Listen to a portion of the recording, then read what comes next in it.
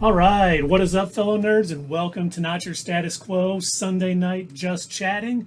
I just remembered I forgot to update our stream information, so it probably looks a little weird, but forget what it says on the bottom because I'm absent minded. Dave, Doug, how's it going? It's going all right. Yeah, it's good to be here and wrap up my weekend here with you guys. Well, Keith, as our title says, I am super excited to talk about all the news from San Diego Comic-Con.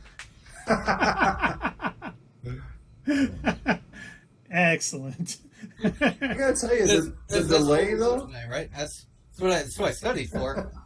It's all my notes. What, are we not? No, I jacked. The delay that I normally get, which is like 30 seconds, is like 5 seconds right now. It's I very lowered. fast. I lowered that in our settings. Oh, that is... Oh, nice job. Good for me. Good for you.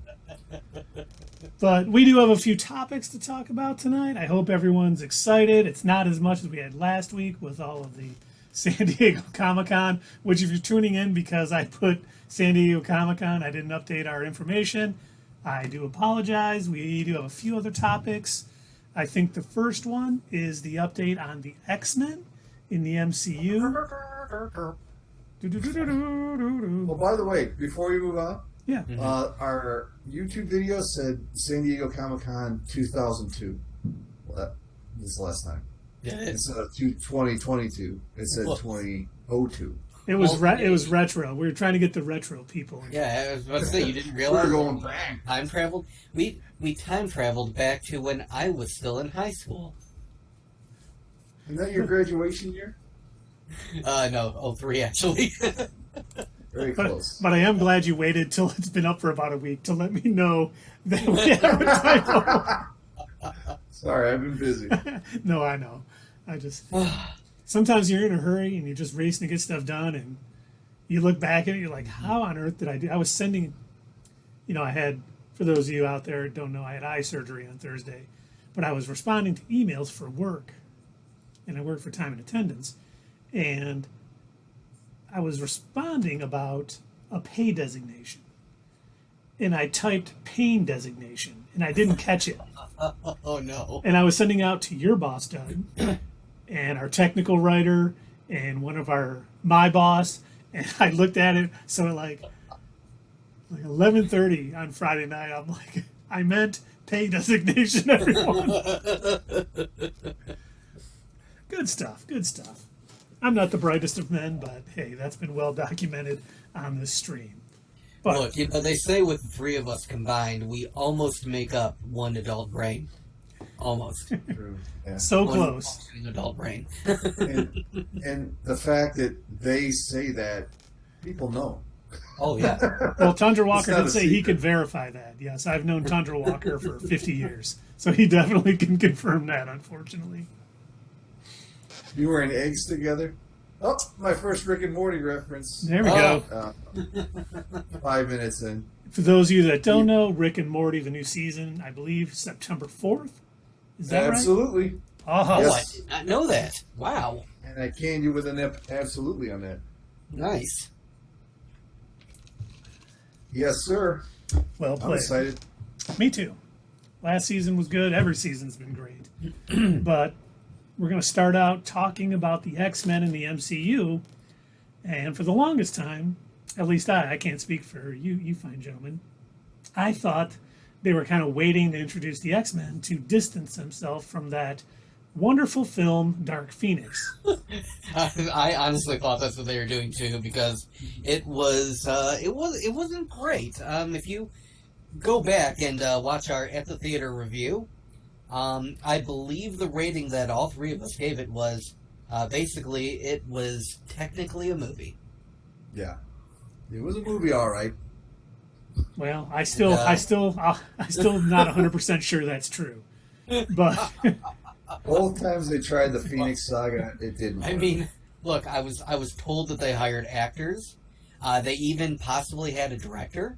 I don't know that he was there the entire time, but you know. oh, and I almost forgot. I do have some bad news for you, Dave. I know you're going to be disappointed, so take a deep breath, get ready for it. your boy Jared Leto has signed on to Disney's Haunted House movie, possibly delaying Morbius 2, It's Morbid time. So, why would anyone hire him? Stop hiring Jared Leto, my God. Because he's got an Academy Award, and that'll carry him the rest of his life. You just have to be careful. Since he's such a method actor, it's like, okay, does this guy have a limp? Is he going to take 3 hours in the bathroom? Nope. Okay. Is he crazy? Nope. Okay. He's not going to be sending dead rats to co-stars. What else do we got here? So. Oh, that's funny. He did all of those things. I wish I was making that up. I really do. He is a weird man. But okay, getting back to the X-Men. But what we found out through a couple articles, the Illuminati, and I believe someone else, have said basically because Disney took over 20th Century Fox, the contracts and everything that 20th Century Fox had with the actors and everybody turned over to Disney. So if they make an X-Men movie, they have to use the actors that are under contract. And I don't think they want to use some of them. Maybe some, I don't know, but probably going to distance themselves from everybody. And then they have to use the same like writers and producers too. Well, that's what I was getting to. They would have been fine, I think, with some of the actors. They might have moved on, but it is also producers, writers, and all of these other parts of it that they have, and directors, I believe. So I think it's extremely understandable why Disney is waiting to Phase 7. And it's not like they didn't have enough planned to get us to that point. You know, I got a feeling Phase 7 is going to be heavy on the X-Men. They're probably going to go into individual movies on all of them. I think you're right, Dave. I really do. I was thinking about it. And this may be X-Men heavy, Solo Mutant heavy, and then as we get Kelsey Grammer as the Beast, maybe. He'll be 80 by then. But, and I think they may take some time away from some of these current heroes, and then maybe they'll be okay. They'll be ready to recast Iron Man, Captain America. You know, we're going to see Ironheart. We're going to see Sam Wilson as Captain America. But maybe after a while, they'll be comfortable recasting them, you know, far enough away from Chris Evans and far enough away from Robert Downey Jr. and a couple others. And maybe that's what they're going to try.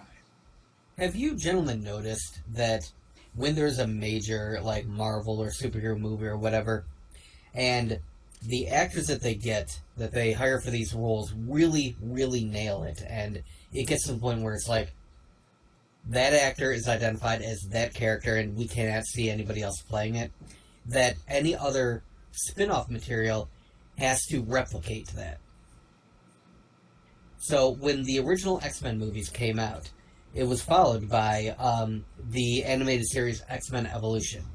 And you had mentioned Kelsey Grammer as the Beast, and he did such an excellent job in that role that they hired, I believe it was him or somebody who sounded just like him as the voice actor for the Beast for that animated series. And they also had somebody sound just like Patrick Stewart to play Professor X for that series as well. Well, it's never a bad idea to keep, you know, I mean, look at how many times Marvel has cast somebody that you just see as that role. You got Robert Downey Jr. as you know, Tony Stark. You got Charlie Cox as Daredevil. You got Vincent D'Onofrio as the Kingpin. You got Chris Evans. I always call him Steve Evans. Chris Evans as the Human Torch. I mean, you got all of these. Yeah, just all their castings in Phase 1 were perfect. Well, maybe not Terrence. What's his last name? You know, Rhodey. Terrence Terrence Howard, yes. Yeah. And no Tundra Walker. Well, you're right. I won't argue. Ben Affleck did do it first, but he certainly did not do it best. And on that note, we're kind of jumping off topic here. Well, maybe we'll wait. Remind me that we have some Ben Affleck news to share with Tundra Walker, who has a deep love of Ben Affleck and superhero back roles. into the X-Men. Yeah, you know, I think hearing this, it makes so much more sense why they're waiting, why we're getting Fantastic Four at the beginning of Phase 6, because all of those contracts will, you know, be done. They'll be able to do their own thing. So we'll see probably a very mutant heavy. We'll see mutants Disney Plus shows. We'll see X-Men movies. I don't think we'll see X-Force or the New Mutants or any of the spin-offs, but they'll start building towards those in the future. And it's, we may even, I don't know when the contract officially runs out, but maybe we see them a little bit in Secret Wars. Maybe we see mutants from another dimension coming in, and then that's what leads on. Hey, where are you guys in our universe? And it's like, oh, you're on that island that you guys did. Well, I got a question about that for you too. So I briefly mentioned this back when we were reviewing WandaVision, and obviously things have changed since then, especially with the reveal of Miss Marvel. So other than that little mention that they had in the end of that episode, at the end of that series, how do you think they're going to introduce the idea of mutants into the MCU? Is it just going to be sporadic people popping up? Like, I think they already did in Miss Marvel, just by saying she has a mutation. So you think that was their introduction? I think that's how they start getting it into the MCU lexicon. Huh. But I do think we're going to see characters popping up being labeled as mutants, and they'll get more into the lore of even though they're heroes, they're ostracized by the general public. I've never understood that. I mean, I understand why they did it. It's kind of their. I mean, have you met humans? Well, they're okay with superheroes that get their powers from some strange way, but if there's a mutation that gives you your powers, they're like totally against you. You're already a racist against mutants. Because if God forbid you get bit by a radioactive spider, you're not mutant enough. I know one thing. They're waiting to Phase 7. They got the, writers working on it right now. They have no excuse to have a bad movie. They have plenty of time to figure this out. Well, there was a rumor for a while. Challenge accepted, Dave. There was a rumor that... They're going to release some of them through Sony or something? Yeah, first movie to come out, Phoenix Saga. We're doing it again. Yeah. Right off the bat. There was a rumor, Jonathan Hickman, who has been in charge of all of the X-Men books in the comics, I mean, his run was pretty fantastic. And he kind of dropped out of sight a little bit on the comic side. And there was a lot of rumors that he was writing the path for the mutants in the MCU. I don't know if that's true. That's never been confirmed. He's kind of popping back up into things. Interesting. I don't know. Once again, I don't know if it's true, but that was kind of the rumor. And if he is, I think he'll do a great job. He's been great on every book he's done. He ran the Avengers for a while. I still remember there was an interview with him early on in the MCU, maybe right after the first Avengers came out. And he was writing the not the Infinity Saga, but Infinity, where the Black Order was and all this stuff. And the guy asked him, he goes, why do you think that the movies aren't really adapting your stuff? And he goes, it's not my concern. They're going to pick and choose what they want to do. And then like 2 phases later, one of the biggest movies of all time adapted a lot of, in Infinity War, adapted a lot of the stuff that he brought into the comics. Mm-hmm. And, he wrote Fantastic Four for a while. His run of the X-Men was fantastic. He's just a great writer. He's one of those writers who I think fits the MCU mold. Well, he'll write a story and leave little breadcrumbs here and there for stuff in the future. Like he writes movie 1, but he's already thinking movie 5, movie 6, and everything else down the line. Good. We've been saying that's one of the issues with Sony and with DC is they don't plan far enough ahead. They're not thinking about the next movie. They're thinking about only what they're doing right here and there, and they're not really thinking about how it plays within whatever universe they're trying to create. Yeah, I think you have to do both. You have to focus on what's right here, and you have to plan ahead. Yeah. There's nothing wrong with setting little breadcrumbs out if they never come true, but you should place them there in case you get the option. It was like when Nick Fury showed up at the post-credits scene of Iron Man and said, I want to talk to you about the Avengers Initiative. If Iron Man would have bombed, nothing would have ever happened, but it was still right to put it in there because, hey, if we're successful, this is where we can go with this, and that's why Marvel is succeeding so much. I think that was really smart the way that they did that too, because it wasn't like a central part of the movie, so it's still something that is adaptable to your average movie goer. You know, you're gonna have people going and they're like, oh yeah, this is a fun time. You know, guy in a metal suit, you know, flying around beating up a bad guy. All right, this is a great summer blockbuster. It was fun, and then they sneak in that little Avengers Easter egg for the the comic book people. Or your average moviegoer who probably doesn't, you know, really pay that close attention to Marvel, and they're like, oh, okay, well, whatever. Yeah, I didn't even stay for the end. You know, we may even start seeing some post-credit scenes hinting towards what we're going to get in Phase 7 with mutants. You know, they could hint at the mutants and not have anyone cast. You know, they could talk about a master of magnetism, or they could talk about a gifted school for youngsters. They could, you know, do anything they want. They could even talk about the island nation of Croca. I don't even know how to say it. They would. Because just have to be careful. It's Croatia? I mean, I don't even know. For those of you that don't know, no, not Croatia. This is the living island from the comics that has fought the X-Men, and now the X-Men live there, and they're part of this island nation. It's just Krakoa. Krakoa. Krakoa. Krakoa. Thank you, Dave. That's probably much better. As you know, Krakoa. Krakoa. But, I mean, they could start hinting at, you know, that island nation popping up. And, you know, who knows how they're going to do it. But they're probably going to start planting seeds sooner than later. It's honestly, who's to say, like, where in the mutant timeline they decide to introduce the rest of these characters? Is it going to be sort of like the way they did it with Spider-Man, where they just kind of like start after he's already been acting as a hero and sort of like, or are they actually going to do full-on origin stories, you know? And if they do, are they going to be set back in the past? Are they going to time everything forward? Like, I mean, who knows how they're going to do it, how they're going to fit these long existing characters into the current MCU. I've always liked. Go ahead.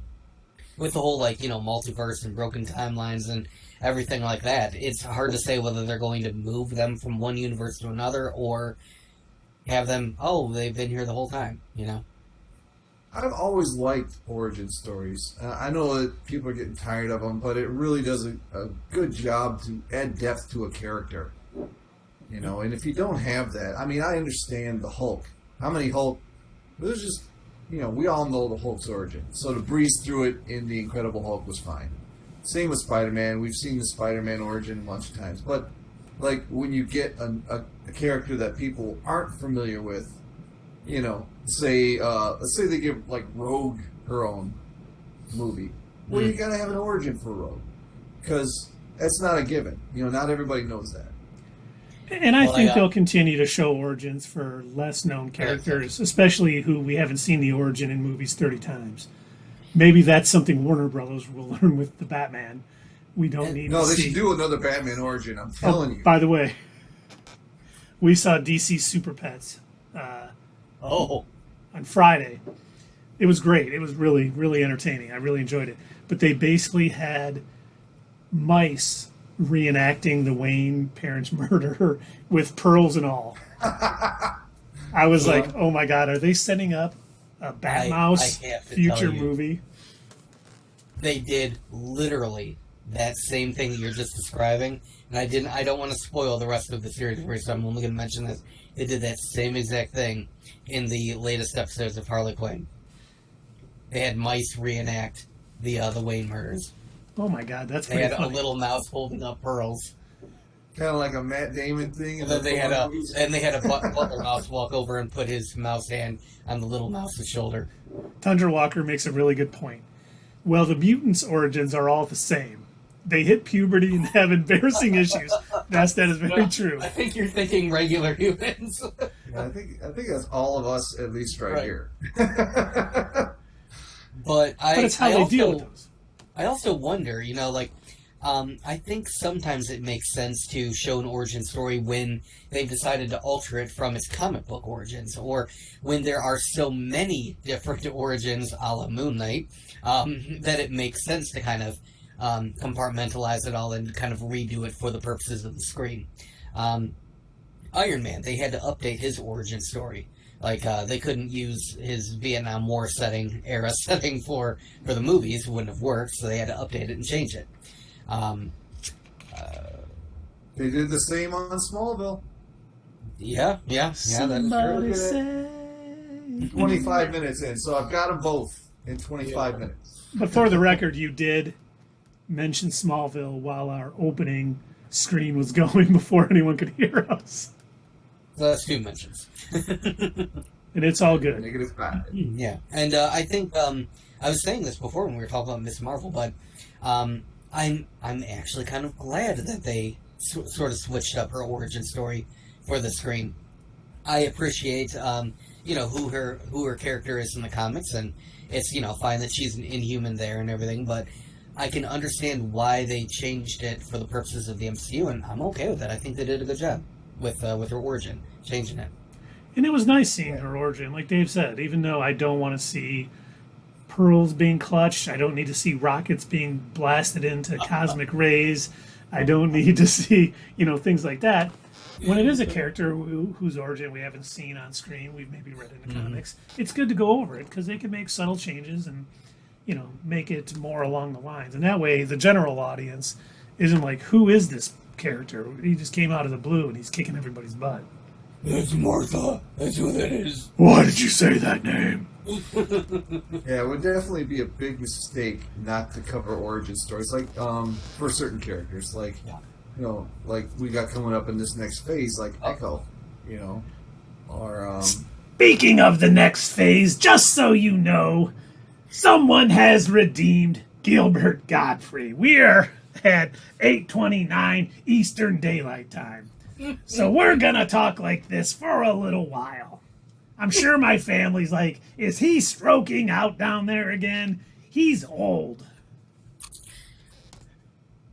And just so everybody knows, Gilbert Godfrey, when he was alive, rest his soul, he did say if I kept doing this impersonation, he was gonna sue me. So I really hope his estate isn't watching right now. If you're in the chat, please be nice.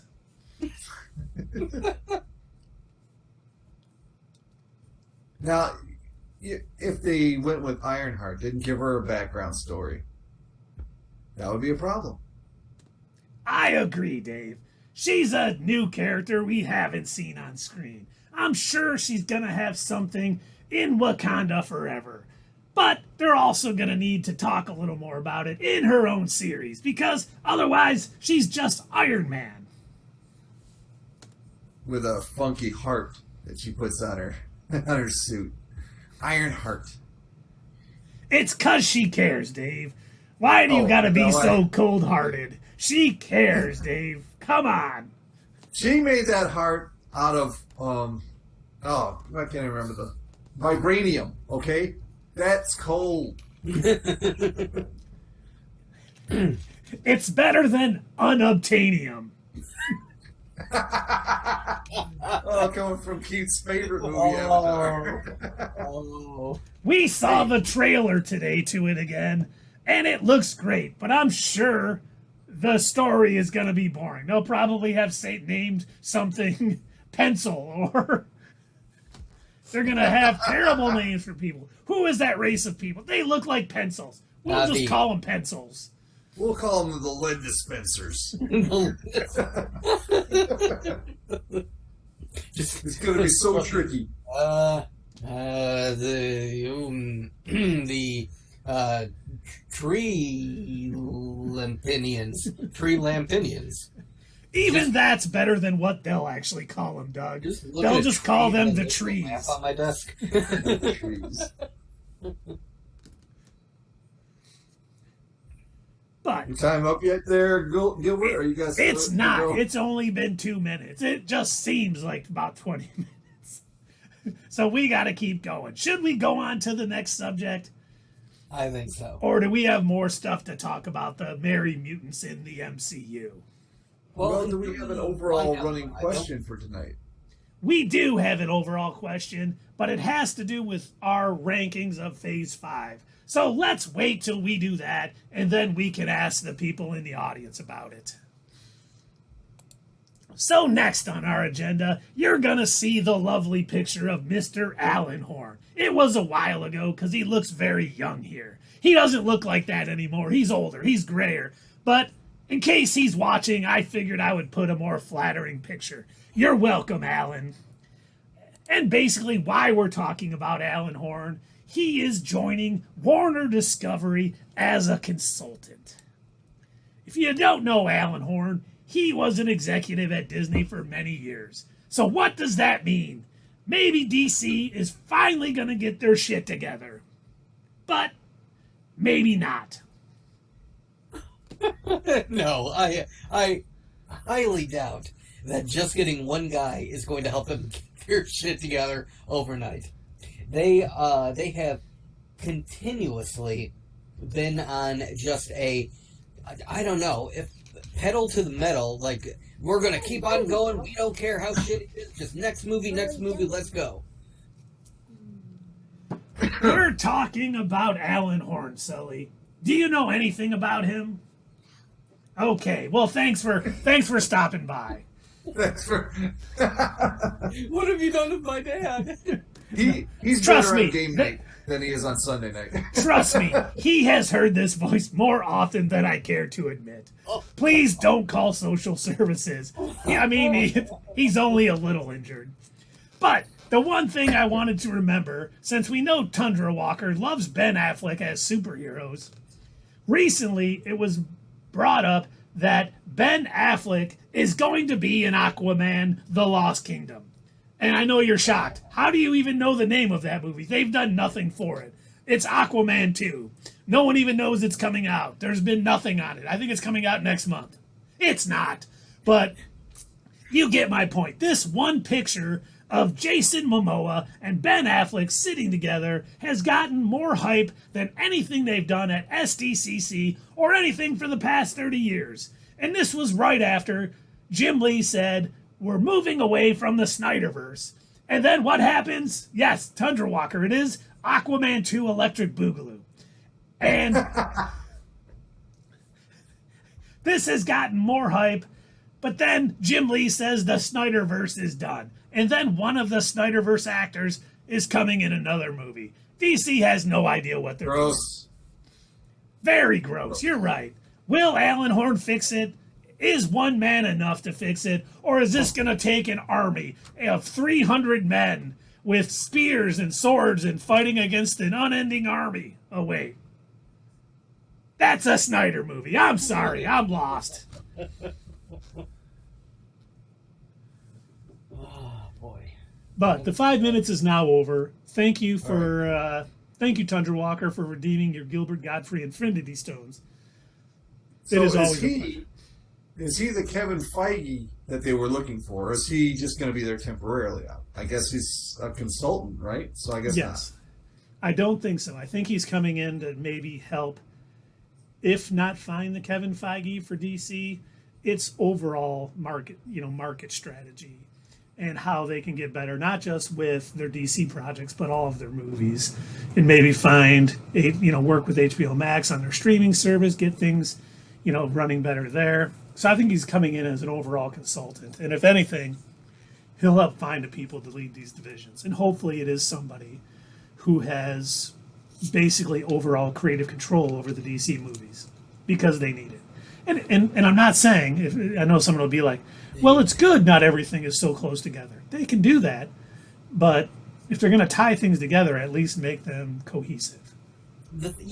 Exactly what you just said. If they keep attempting it, if they keep trying to make this connected universe, but they're not really putting any sort of thought behind it, they're not putting any sort of, rules around it, and they don't have any sort of, they don't have, a head to kind of, make sure all the pieces are in the right spot, then they're going to keep having these individual directors making their own individual movies, and they're going to say, oh yeah, these take place in the same universe, but They clearly do not. Yeah. Like, I find it very hard to believe that Shazam looks up to and admires the Superman from the current DC movie universe. What's the best DC property right now? And yes, Tundra Walker says, wasn't Godfrey Mr. Mxyzptlk? Yes, he was on the Superman animated series. I think the best DC property right now they got going, Peacemaker. Yes. Yeah. I agree. Followed by Doom Patrol. Because, with James Gunn, he's not afraid to allow the weirdness to come out. Like, I said James Gunn, right?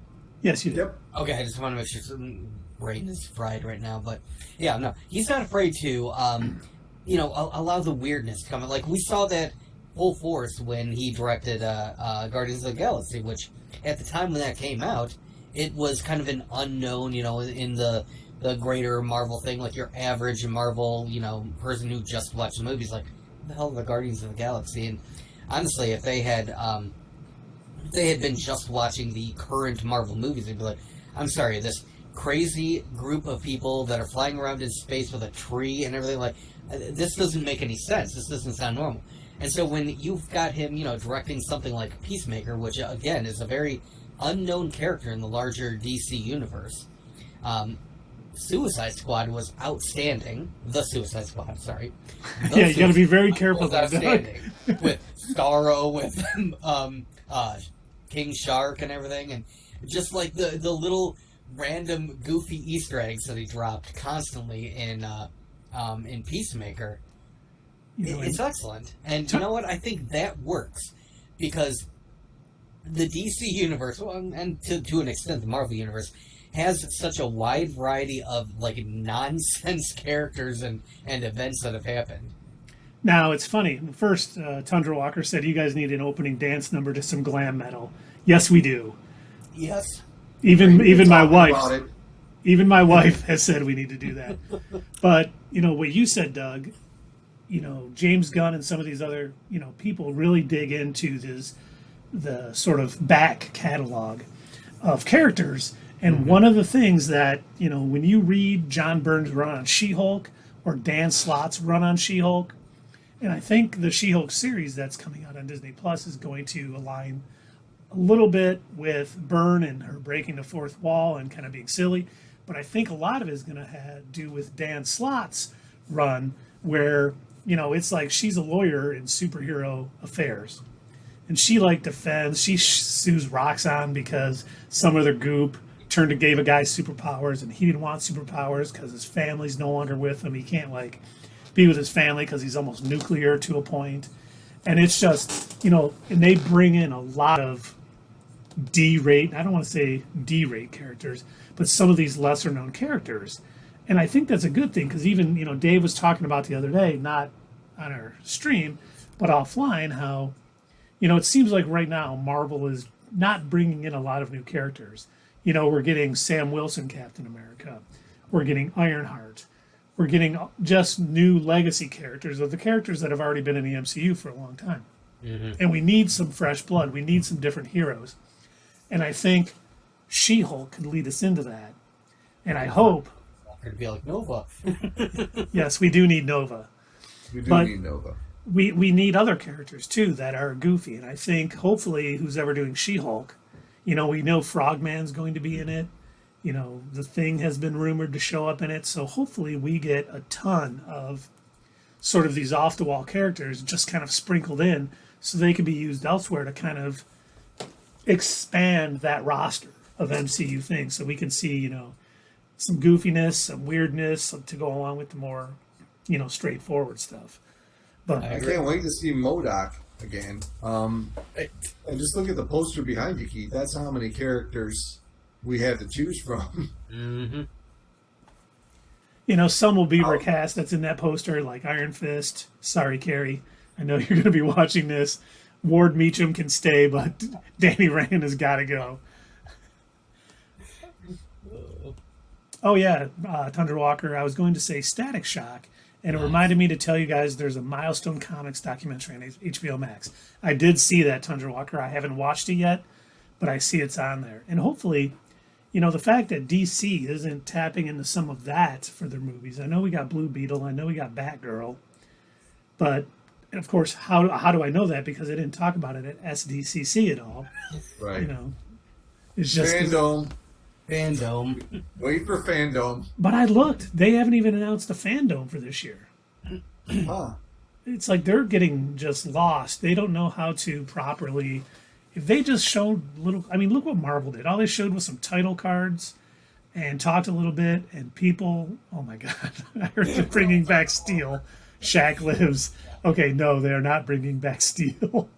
Hello, Well, not as Shaq anyway.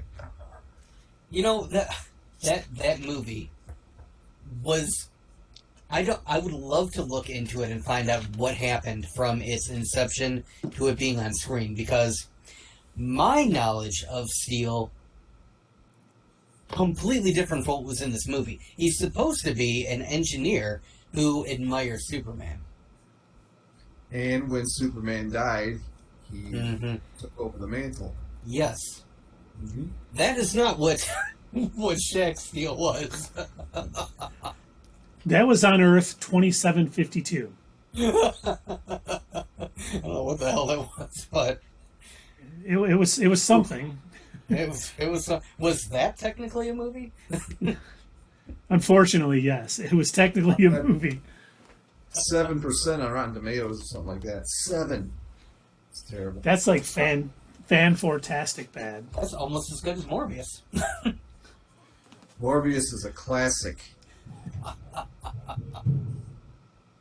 Oh man. I should have picked up that book for you at the comic book store. You should have. Oh wait, August 5th is Friday, isn't it? It is, yes. First is tomorrow. That Sandman show is coming up. That's DC, right? Yep. Which I'm hoping should be pretty good, considering Neil Gaiman is a part of it. And if anyone can adapt a story, it's the author. So I'm hoping. I was watching an interview of him, and he was talking about when he had first started writing for Sandman, and he had asked apparently, when he was writing this book, so are there any characters that are off limits? And they kind of just hand waved and said, yeah, no, do whatever you want. And so he's like, all right, cool, I'm going to put Superman and this guy and that guy. Whoa. Slow down. Somehow he was able to get a few of them in there, and I believe I read that Martian Manhunter is going to make an appearance in the show. That would be awesome. That would One be of my awesome. favorite characters. And of course, Lady Constantine, right? Yep. And then this is a different version from what I can tell. In the comics, she was actually in the past. She was an ancestor of John Constantine, but it looks like she's going to be like a current version or a modern day character. I'm not entirely sure. I'll have to see how they did it. Played by the amazing Jenna Coleman.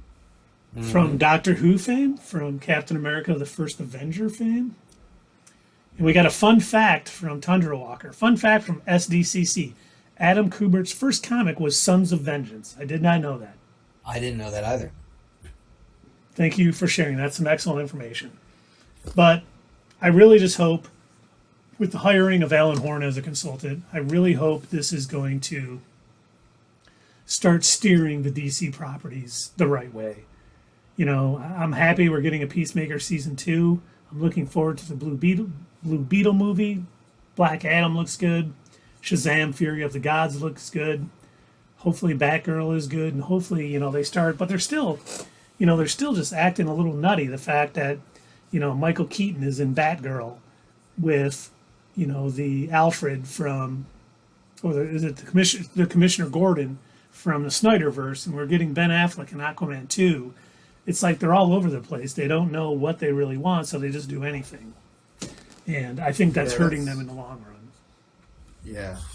That makes for a very discombobulated audience as well.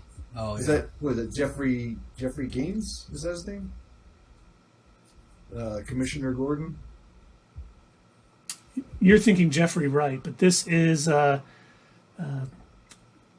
J. Jonah Jameson from Oh, J.K. Simmons. J.K. Simmons. Thank you. He is going to be Commissioner Gordon in the Batgirl movie, and Michael Keaton is Batman.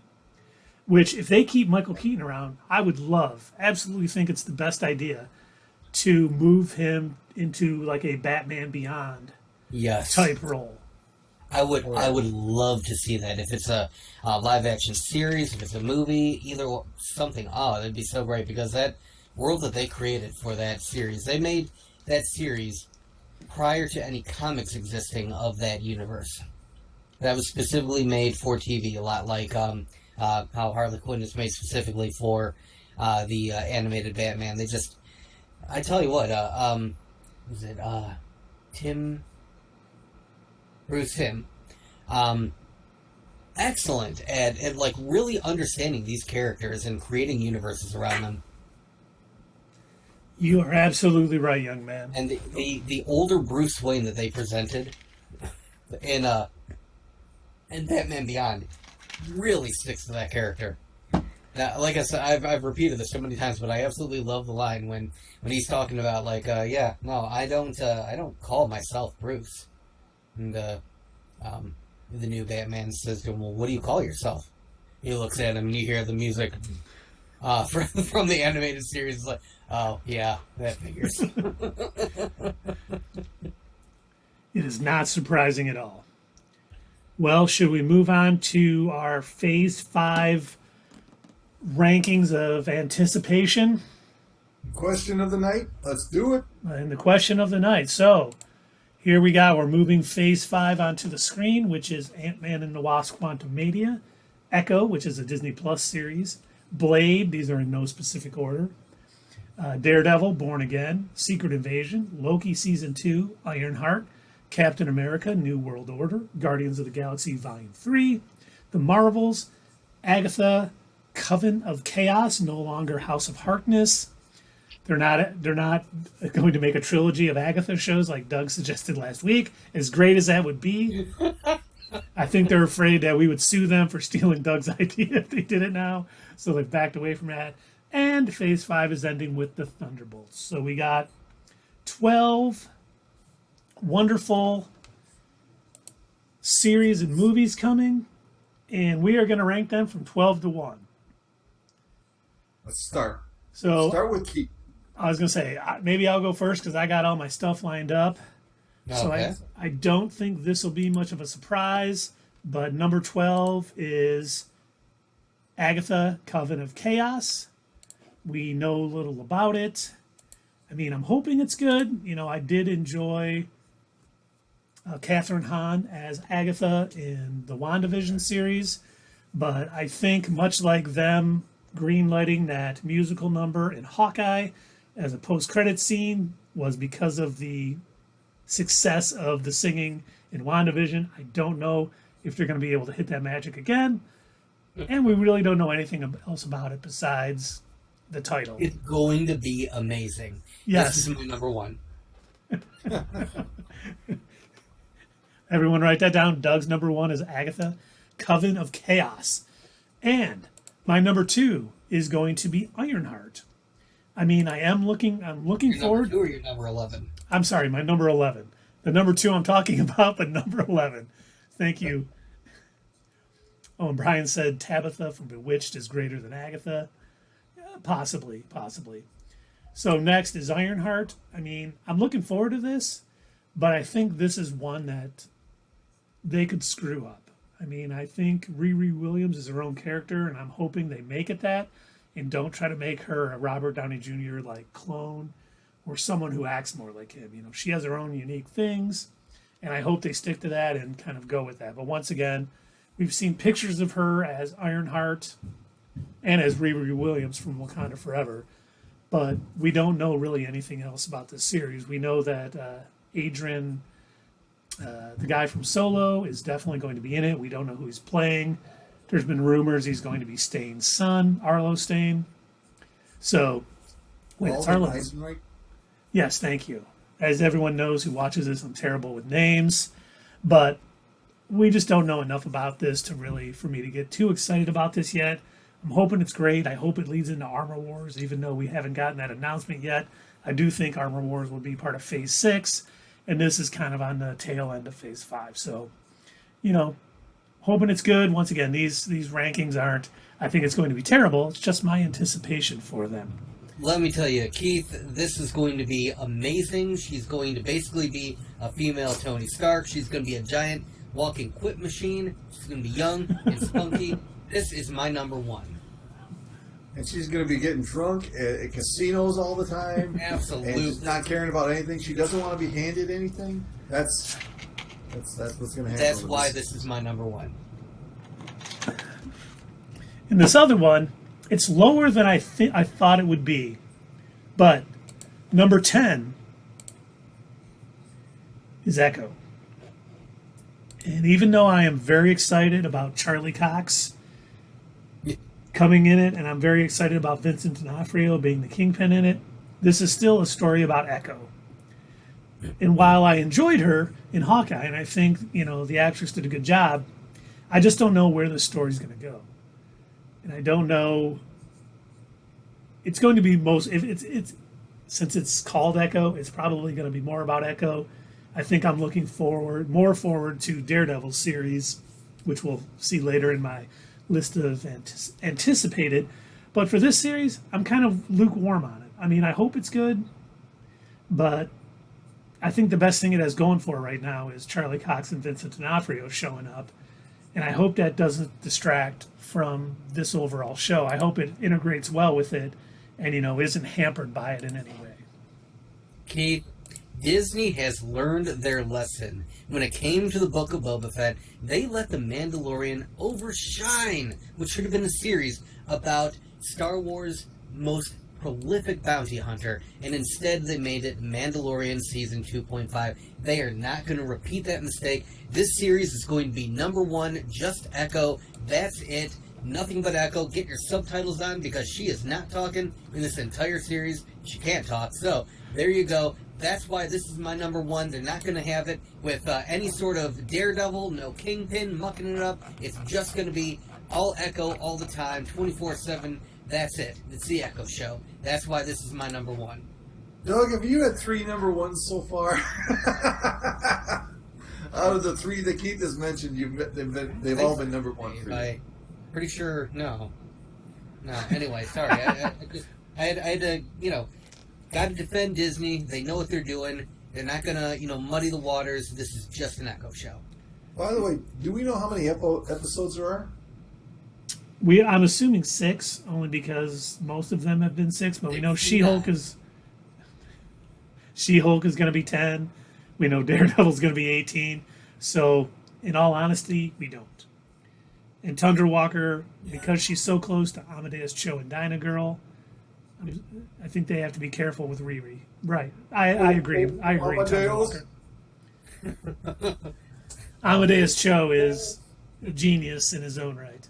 But, and no, you cannot spend a Gilbert on Doug. I don't think Doug does a Gilbert Godfrey impression. I do not. We don't have one for Doug yet. We're going to figure one out. I don't know if I don't think I'm very good at, doing, anyone's voice or anything. So now, number 9, Blade. Oh, not Slade, from Slade. But, once again, I'm looking forward to this.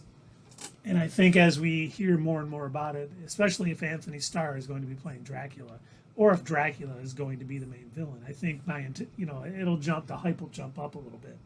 Because I think that's interesting. But, Blade as a character is, sort of on that mythical side. It's going to, if we ever get Werewolf by Night announced for a Halloween special, he's going to be more on that side of the MCU with Werewolf by Night, Man-Thing, Elsa Bloodstone, hopefully the Midnight Suns, with Moon Knight, Blade, anybody else who could go in there. So, once again, as we hear more about this, my hype level is certainly going to jump. But right now, it is kind of where it's at. Yeah, see, he said Slade, and that's what he said Slade. I was thinking, that's the band that who is it? Quiet Riot. Their first 2 hits were covers of Slade songs. Yeah, Come On, Feel the Noise, and Mama, We're All Crazy Now. yeah. Yep. Now, next. Wait, what number are we on? I lost track. I think we're on 8. On number 8. No, yes, no, 8. Number 8 is Secret Invasion, when all of Wow, my it's that theories low? about Sharon Carter come true. The only reason it's this low is I'm really looking forward to it, but everything above it, I had to rank above it because I'm like, damn. As I was thinking about it, oh, Mama, We're All Crazy Now was a Mama Boys cover. I did not know that. Tundra Walker is full of information today. Thank you very much, sir. Dictionary fact from his almanac there. But, Secret Invasion, we haven't, I think why this kind of dropped down a little bit for me and why I was ranking other shows about it, it's almost sounding to me right now like it's almost an Agents of S.H.I.E.L.D. type stuff. I enjoyed Agents of S.H.I.E.L.D. I thought it was a good show, but it was a lot like Gotham on Fox, being set in Gotham and not having Batman in it. Secret Invasion, we've heard none heroes that are confirmed for it, so it's almost going to be, Nick Fury just hunting down Skrulls and finding things out so they can deal with it later. So it almost sounds like, the prologue to a bigger movie as far as we know now. And that's why it has honestly slipped down for me, because I don't think it's going to be a full story. I think it is only going to lead into what I think the Marvels is going to finish off the sort of Secret Invasion storyline. I think this will be okay. Honestly, all Nick Fury needs to do is just watch our channel, and we'll tell him who all the Skrulls are. We already know. Skrulls. Skrull Watch. Did you guys notice that Darcy Lewis was acting awfully odd during Thor: Love and Thunder? She's a Skrull. Jane Foster. More strange. Skrull. Oh, wait. Actually, watching her in that, she was a lot more like her WandaVision character, which does still lead me to believe that sometime after Thor: The Dark World, she was replaced by a Skrull. And where is she now? Where is the real Darcy? They should have a show called Darcy, and then she'll just be a waitress. Nope. She'll be a Stop. waitress with this tall blonde chick. That sounds like a terrible idea. It'll never work. They should have just a bunch of one-liners all the time and make it almost unwatchable. Oh, they should also yell their lines, just, to make sure that you hear them. She could make cupcakes. Yeah. Cupcakes.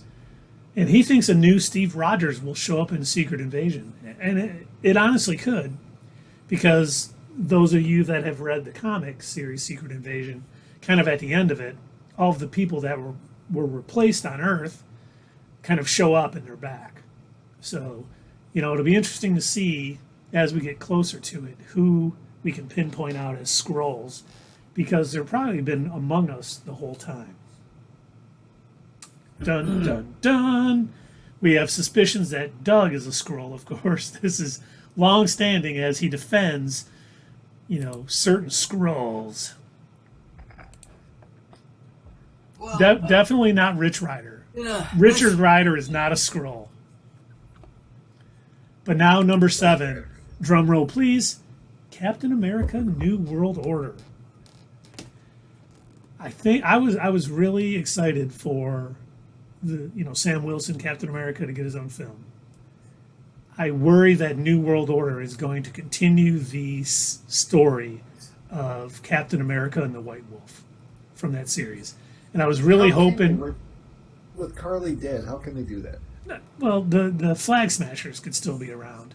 And I really hope this is something different. And I'm just, worried about it, because I would rather see, Sam Wilson maybe take on the Serpent Society, or maybe MODOK, since we know he's coming. AIM, something along those lines. I want something different. I don't want to see the Flag Smashers show up again. They can show up later, maybe, but I thought the way the story played out for the Flag Smashers in the MCU, with them saying, hey, it was great while the blip during the blip because everyone got along. There was no borders. You just went where you could, and everyone got along. And now you guys are trying to bring back the badness. So I think I think my hype was much higher before the title. And I hope I'm just being silly and it doesn't turn out to be that way. But this unfortunately got dropped because of that. It's 2 hours of Captain America lecturing Congress. That's what it is.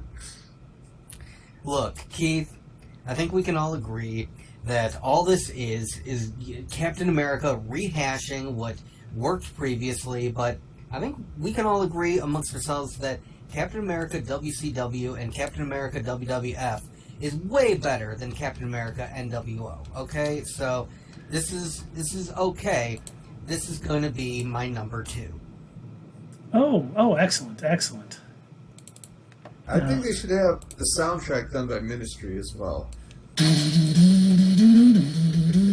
New World Order. My favorite. Oh my God. Thunderwalker said Sam Wilson filibuster. Oh my God, that would be the worst movie. Growing up in East Harlem, we used to make pancakes every Saturday morning, and before we'd play basketball down at the thing, we would have pancake breakfast. We would have sausage. We would have biscuits. We'd have biscuits and gravy. Did I mention we had pancakes? We need to vote on this, Sam Wilson. Never! Oh wait, that's another Young Avenger that I forgot about because I forgot about that series. But what's his name? The new young Patriot. Yeah, guy. the Patriot. Yeah.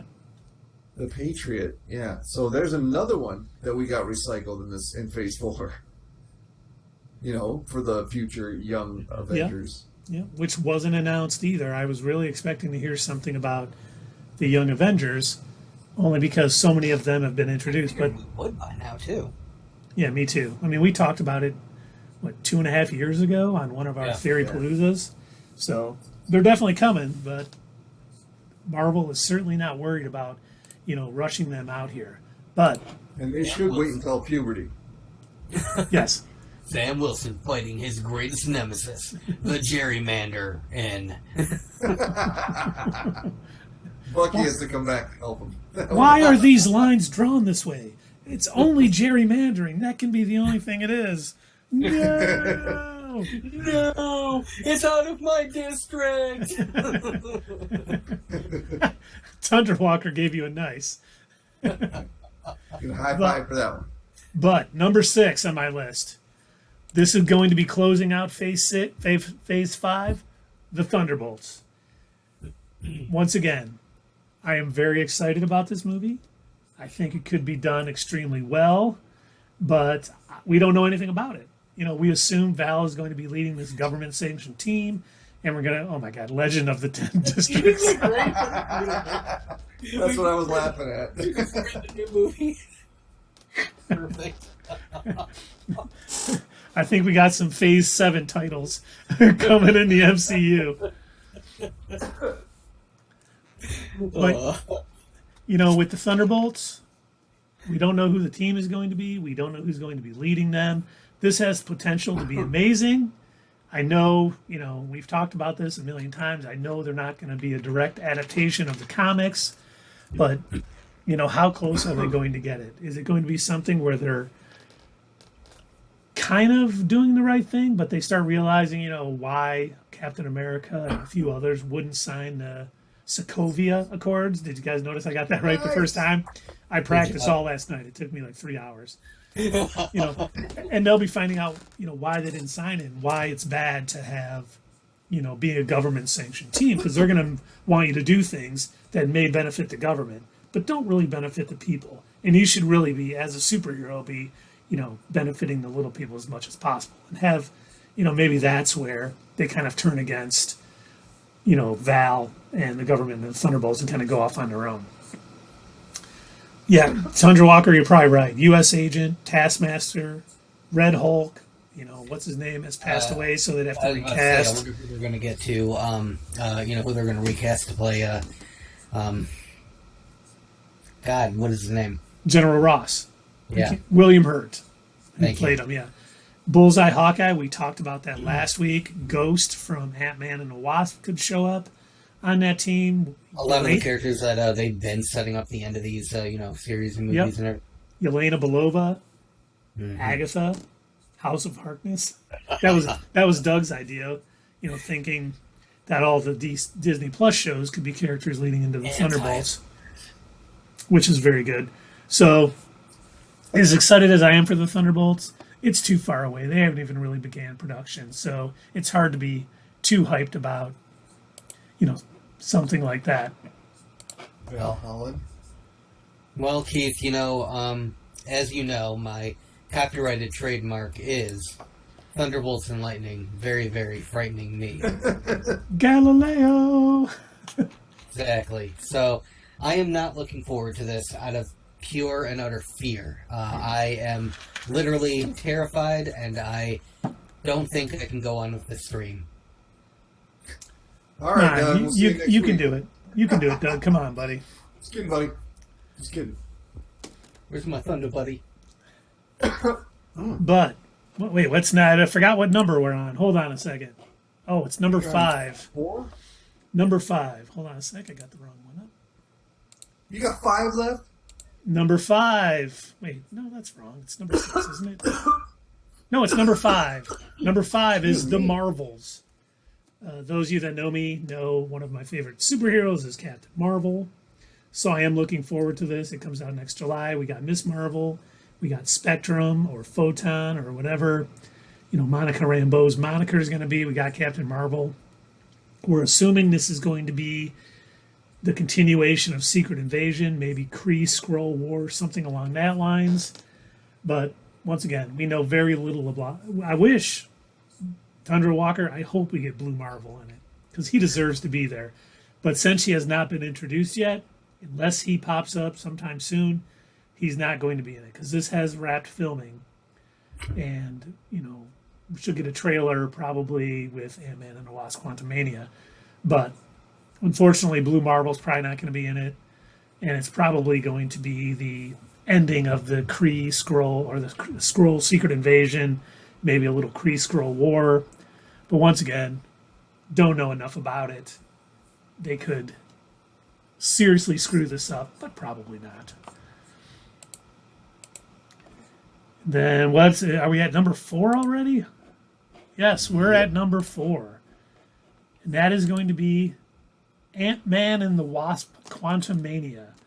And I think this jumped up a lot on my list. I always was looking forward to it because I knew, Jonathan Majors was showing up as Kang. We found out that MODOK is going to be in it. I think the thing that jumped this up for me was seeing the leaked footage of the trailer from SDCC and just hearing him, oh, you're an Avenger? Have I killed you before? And just the way Jonathan Majors was 180 degrees different from He Who Remains as this Kang, I thought was just absolutely fantastic. And I just loved, his, Scott Lang is on a book tour, The Little Things or something. I forget what the book was called. And it just seems, those movies have been fun. And I think this is going to be huge. And I think there's a reason it's kicking off Phase 5. And I think it's going a lot to be with Jonathan Majors Kang.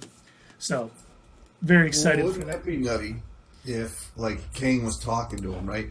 And he's like, you're an Avenger? Have I killed you before? But it turns out, Kang, in all of his time travels, just happened to kill Ant-Man about 50 years from now.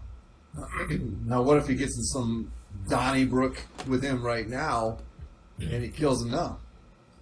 Can he still kill him in 50 years? No, it would change the timeline. It would be a branching. The TVA would show up. Would they? Doesn't Kang rule the TVA now? They're on the Kang payroll. It's funny you say that, because coming in at number 3, Loki Season 2. And honestly, I think this is... We don't know much about this, but the fact that Loki Season 1 was probably my favorite thing. It's my favorite Disney Plus show. And outside of maybe Shang-Chi is probably my favorite thing from Phase 4 so far. We still have 2 things left. But I'm looking forward to this. We know that sort of end of season 1 was him coming back to the TVA, and it looked like Kang was kind of running it now. So is he going to be fighting against the TVA and against Kang's rule?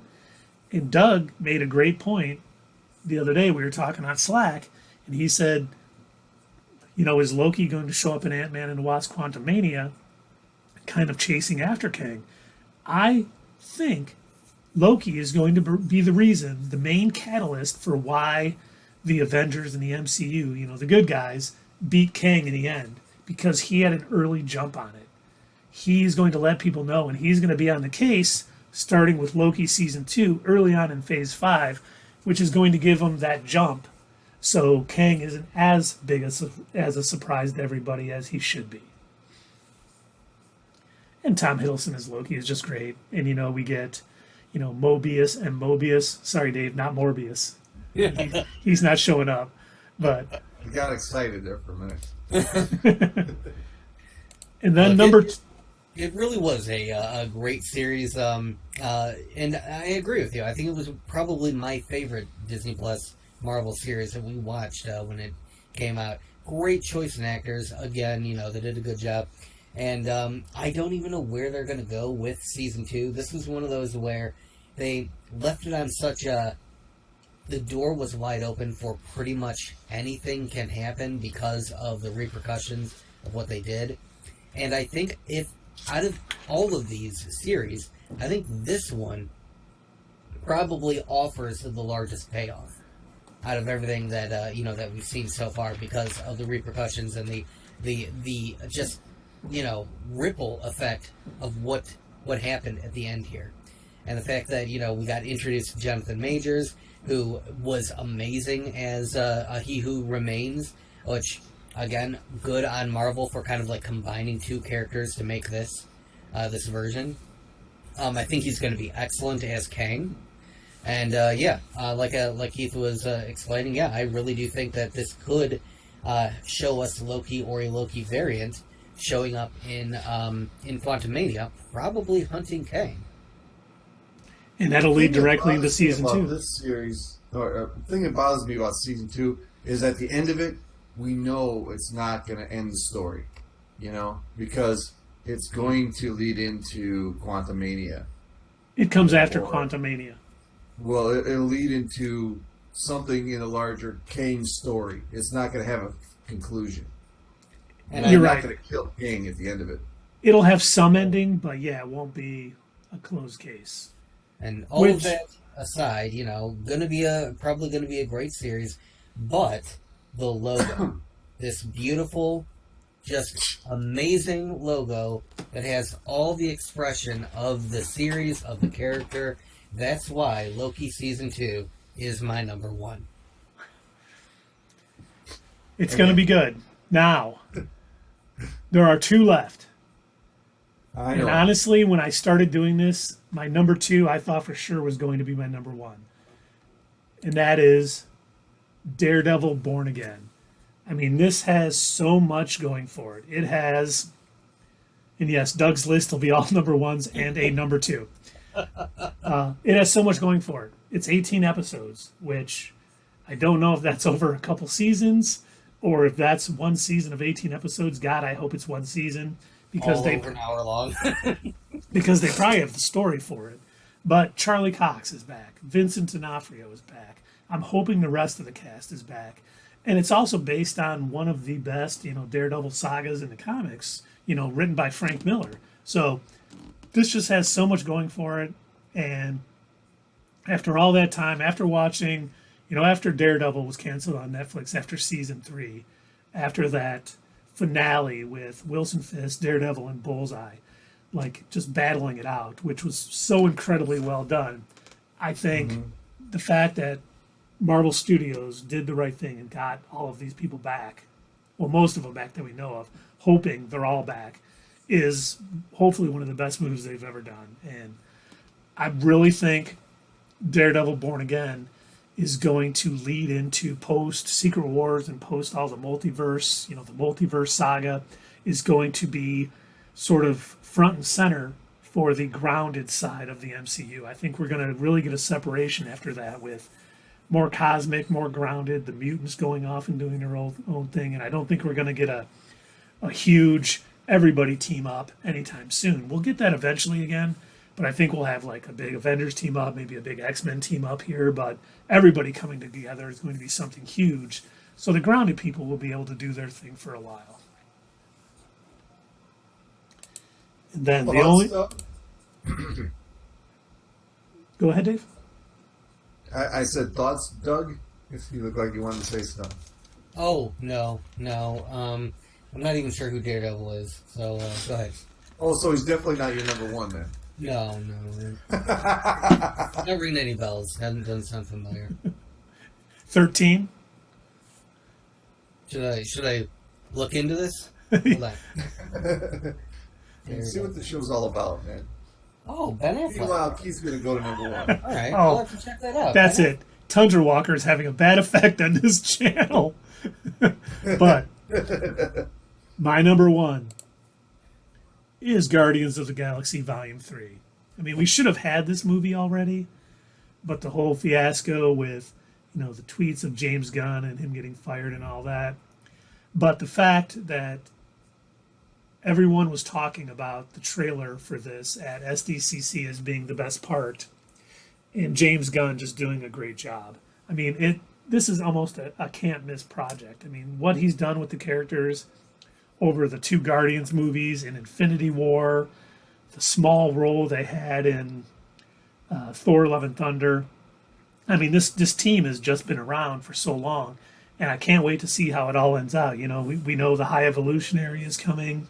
He's probably going to be the reason that he's going to be the creator of, Rocket for sure. And I've also theorized that he is going to help the Sovereign build Adam Warlock. So that has its own repercussions. And I think so much could come off of this. I think Guardians Volume 3 may lead into the Nova series, which will lead into Annihilation being a part of Phase 7, getting Annihilus and having all that. I think this is just going to have such a huge impact, not only, emotionally while watching this on these characters we've watched for the last 10 years, and James Gunn has done an amazing job of making me care about them because it's a team that I don't care too much about in the comics. He's changed them enough that I really, want to see them do well. And I know bad things are probably going to happen to a few of them, and it's going to be sad. But I think this is going to have a huge impact on the future of the MCU. That is why... You think Drax is going to bite it? Yes. Anyone else? Rocket? I think Rocket will live. I think they're going to kill off Groot so we can have a baby Groot again. That is very likely. Look, it makes them a lot of money, let's be fair. It's true, but I hope not. Honestly, I think depending on Chris Pratt's willingness to play Star-Lord again, he may live. But I think Rocket and Groot for sure, just because they're fan favorites. Nebula may make it just so she can come back as a villain, her own sort of villain later, or help out in Annihilation. There's so much that she could do in the future of the MCU. It's hard to say. I know Adam Warlock will survive, because I don't think he's going to be one movie and be gone. I think he's going to possibly be a part of future iterations of the Guardians, along with Nova. And there's a rumor that...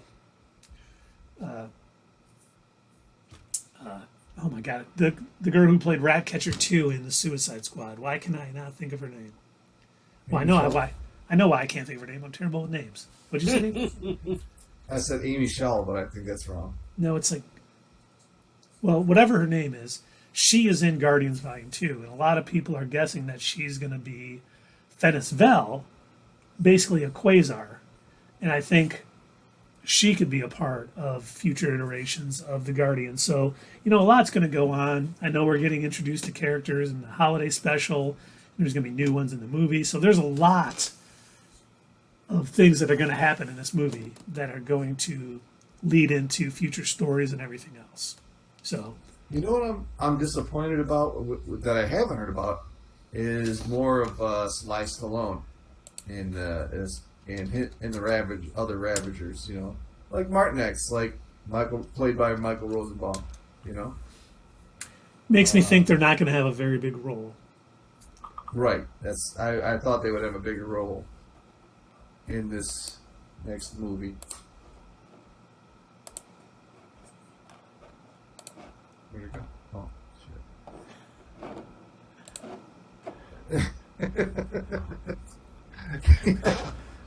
shit. Instead of Young Avengers, the Baby Avengers. The Baby Guardians. The Baby Guardians. It would sell like hotcakes. Look, Disney knows what they're doing, and they have been masterfully marketing the hell out of all of these great characters. They realize how much money Baby Groot made them, how much money Baby Yoda made them. You know what? What if all of the Guardians, what if all of them were babies? And so that is my prediction for Guardians of the Galaxy Volume 3. All of them become babies. Are they fighting against a baby Galactus? They are. They are Baby Cloud Galactus. Trying to eat a moon instead of a planet. He's not ready to eat a whole planet yet. Just a moon. Moon, Id. There's another character they could introduce.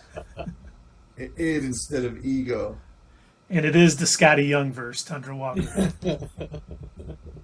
Well, I got a feeling that mine and Doug's lists are going to go through. We're going to go through a lot quicker, just because we've already discussed each one of them. Very true. All right, you want to go, Doug? You want me to go? Oh, you go ahead. I'll go ahead then. Yes, number 12 for me would be Agatha. I can't even read that name. Coven of Chaos. Yeah, that's number 12. For me, let's see here. Echo would be number 11. I think the only part of that show, like we already said, is going to be the Daredevil and Kingpin moments for me.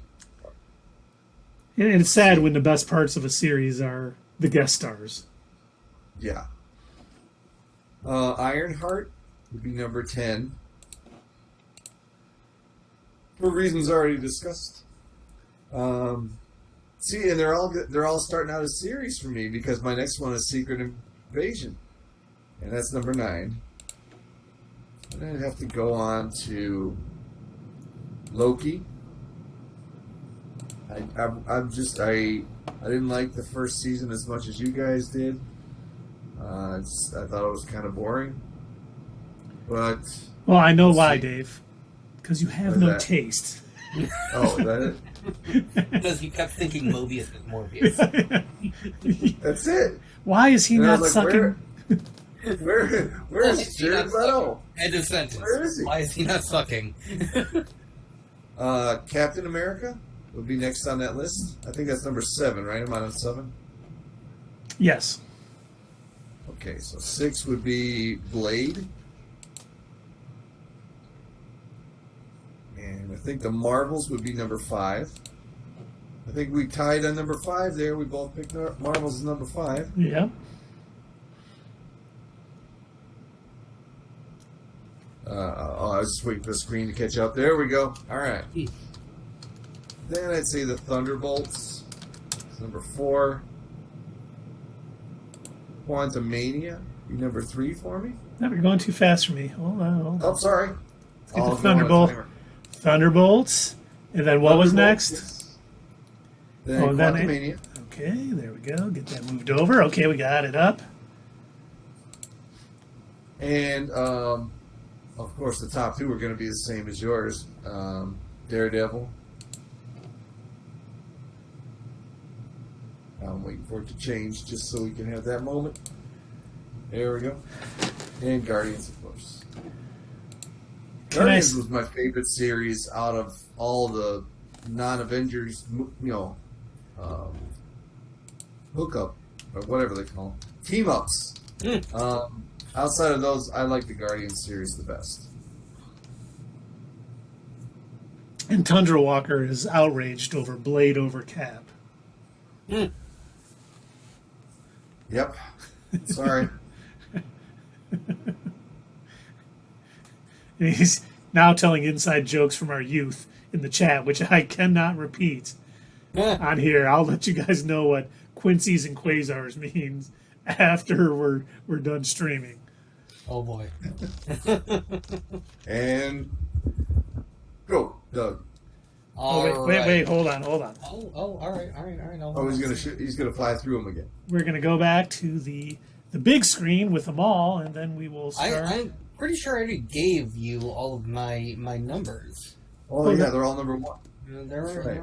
Yeah. That's right. The Daredevil one was 14. Are you keeping track? Because I want to see if we match up. I kept track of mine. I didn't keep track of yours. Did you write yours down, Dave? I didn't write them down. I told them to you. Yeah, Keith, you were supposed to be writing them down. I was busy changing pictures. Next time, think about it, okay? Okay, so my number 12 is going to be Agatha, Coven of Chaos. I think that's a tie for all of us. I do not care about this. I didn't care when it was House of Harkness. I thought that this version of Agatha that we got, in WandaVision, I thought her story was told. They didn't really go out of their way to set her up as a mentor character very much for Wanda, like they do in the comics. She was pretty much a villain. That was it. Like, she played her role as the nosy neighbor in the series, but other than that, like, I don't know what else you're going to do with her. I don't know where else her character can go in the MCU. So, yeah, her character was great as a side character. It's a lot like Morbius. When he shows up with other people in the comics, I enjoy it. But any solo comics by him, I try to read, and I just cannot get through it.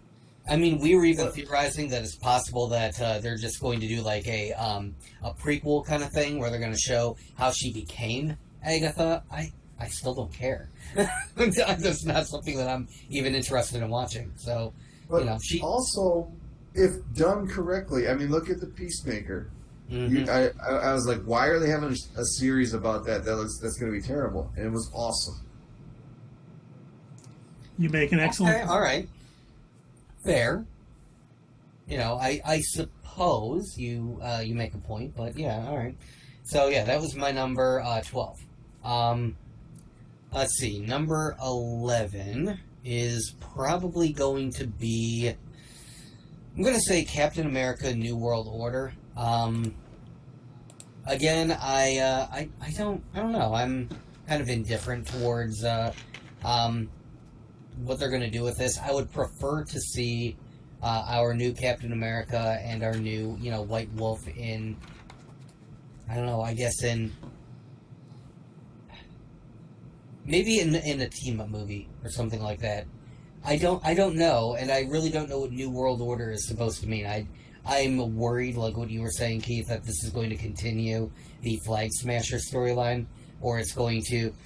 I get that probably someone at Marvel wants to explain what is going on in the world after the snap and after the blip and everything like that.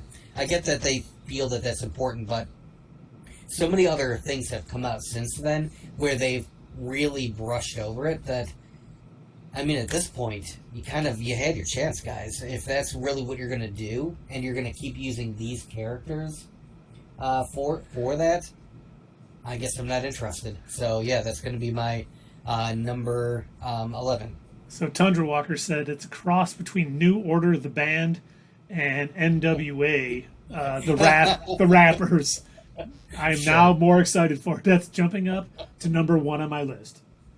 So that means that we are going to see Dr. Dre. Good. Okay, I was hoping. Industrial hip hop. I mean, I was told that everyone forgot about Dre. So who? I thought they forgot about Peter Parker. He's going to rap about "Don't Forget About Pete." That is the nerdiest thing I think you've said tonight. Congratulations. Thank you very much. Tip of the cap. So the next one on my list, and this is for the same reason why I'm not really interested in Agatha, Blade. I don't really care about Blade as a standalone character. I thought Blade was actually way better in the comics when he was teaming up with other people. When Blade was hanging out with the Punisher, when Blade was hanging out with Spider-Man, when Blade was hunting Morbius. Or not Morbius, I'm sorry. Was it? Wait. Yeah, it was Morbius. Yes, it was Morbius. Oh my god, Jesus. Sony movies are so terrible. I thought for a second, I'm like, wait, was that a DC movie? No, well, so whatever. Let's face it, if Madam Web was a part of this list, it would have been number one on all of our lists. But, yeah, so I'm really not that interested in Blade. I think I'm more interested in hearing about some of the other potential side characters that may show up in Blade. I'm interested to see if we get more from, oh my god, I had his name, and now I've already forgotten it. The guy who played Jon Snow. Kit Harington. Kit Talking Harington. about the Black Knight. Yeah, the Black Knight. I'm wondering if we're gonna, get more on that. We did hear his voice at the end. We did hear Yeah. Blade's voice at the end of the Eternals. And Tundra Walker says, what if they do Blade hunting Dracula from the Avengers Vampire Nation arc? Which is awesome. It was written by Jason Aaron. Blade I is now don't an care. Avenger. I do not care about vampires in my superhero show. And I get it. I am more excited. If we hear that it's going to be like him hunting Dracula and maybe Elsa Bloodstone is involved, my hype is definitely going to get up. But I do understand there's a lot of people who read comics that don't like the sort of like monster side of all of it, like Man-Thing and all of those other characters that will. Man-Thing, Swamp-Thing are interchangeable in my mind, even though they're different characters. But they represent the same thing, But, once again, I understand why you guys aren't so hyped, but this could be, hopefully will be, a fantastic movie. Well, I mean, either way, we are going to go see it, so. Let's see. So, I did Agatha, I did Captain America, I did Blade, and that was 12, 11, 10. So, number 9 on my list. Because, I gotta say, once I got past number 5, everything was just kind of clumped together, so it's kind of hard for me to put this as like a solid tier. So let's see. Oh, I actually do understand, Doug, because I had the same problem. It's kind of like the ones at top are at the top for a reason, and everything else was so close. I'm like, where do I really put this, and why do I put it there? And I'm sorry, Tundra Walker. Man-Thing is a super soldier. I was making a joke. I know that Man-Thing is not the same as Swamp-Thing. They're both things of things. So I was trying to be funny. Please don't try to cancel me. Please don't try to cancel me. Let's see, number 9. I'm going to say that until I know the direction they're going to go with Secret Invasion, because it seems like it's going to be a major departure from the hype train that Keith had me on when he was explaining to me what the Secret Invasion storyline was, because I had never read it. So I didn't really know that much about Secret Invasion, but he had me so hyped for it. Everyone's a Skrull. These Skrulls are invading. It's insane, and you never know what twists and turns. But then the way that they went about it, and the way that they introduced Skrulls as kind of the good guys in Captain Marvel, and how they were also helping out in Spider-Man: Far From Home, and it's well, what direction are they going to go in with the MCU Secret Invasion? And I think for a while, last year while we were still reviewing a lot of these, Disney Plus shows, I think Keith was still of the mindset, and you might still be, that, we're still going to get all these, bad Skrulls, and there's just going to be a division between the good Skrulls and the bad Skrulls, or something like that. I don't know. I really don't know if that's the direction they're going to take it. I don't know if they're going to introduce a completely different set of characters. I don't know if they're going to bring the Kree back and have them be the Secret Invaders. I don't really know, and I guess the lack of knowing what this is even supposed to be just kind of has me, I'll watch it when it comes out, but I'm not hyped for it. It exists. This has the potential to be really great if they can bring out the sort of the tension from the comic books of not knowing who's a Skrull and all that stuff, and make it really edge of your seat sort of thriller like that, it can be really well done. I feel like before this comes out, though, that they're going to have to reestablish that there are bad Skrulls, because if anybody has just been watching the MCU, they are not, major comic readers, they're going to be surprised and be like, wait a minute, what? This doesn't make sense. This isn't established in the movies. And that's why I will say it again, because I definitely want people to remember when this happens that I said it. I do think they are going to show Galactus devouring a new Skrull homeworld, or at least where a lot of Skrulls are. And while they're fleeing, you see them coming to Earth. And instead of being like open and going like, well, hey, there's already Skrulls here, we can kind of be open about it. I think they're going to secretly infiltrate that way, and that's where the tension is going to come from, because we didn't know, Nick Fury and everybody else didn't know they were there, and they tried to sneak in, and I think it's going to go that way. And Doug, sometimes when you expect less, you get more out of it. I get that to a point where if I do expect less, but here's the thing, I don't know what to expect at all. I have no idea, because I don't even know what this is. I don't know if this is going to have anything to do with, what Keith says it is, or if it's going to be something totally different. I don't know if they're going to pull an Ultimate Spider-Man at me. That's what I guess I'm doing. Where Doug, they tell me this is the title, but then it's not that at all. One day, we're all going to go out and have a drink for what Disney XD did to you with their Ultimate Spider-Man cartoon. God, I'm so mad. No, trust me, I was too, because when I heard that title, I was waiting for it to come out. I set up to DVR it, and then I started watching. I'm like, what the hell is this shit? All right, so my number 8, right? Number 8, I believe, yeah. Yes, number 8. My number 8 is Ironheart. And that's, again, this is kind of for similar reasons, but less so. Less so than Secret Invasion. We have a little bit more of an idea of what's going to go on with Ironheart. I'm not, I was joking earlier, I'm not as worried that they're going to make a tiny Tony Stark. I don't think that's going to happen. I think they are going to allow this character to come into her own, and I really think that they're going to do well by it. I am of the mindset that I think they're probably going to come up with a different origin story, or at least an altered origin story, to kind of fit in line with with the MCU. But yeah, I think it's going to be all right. It's not going to be it's not something that I'm super duper looking forward to.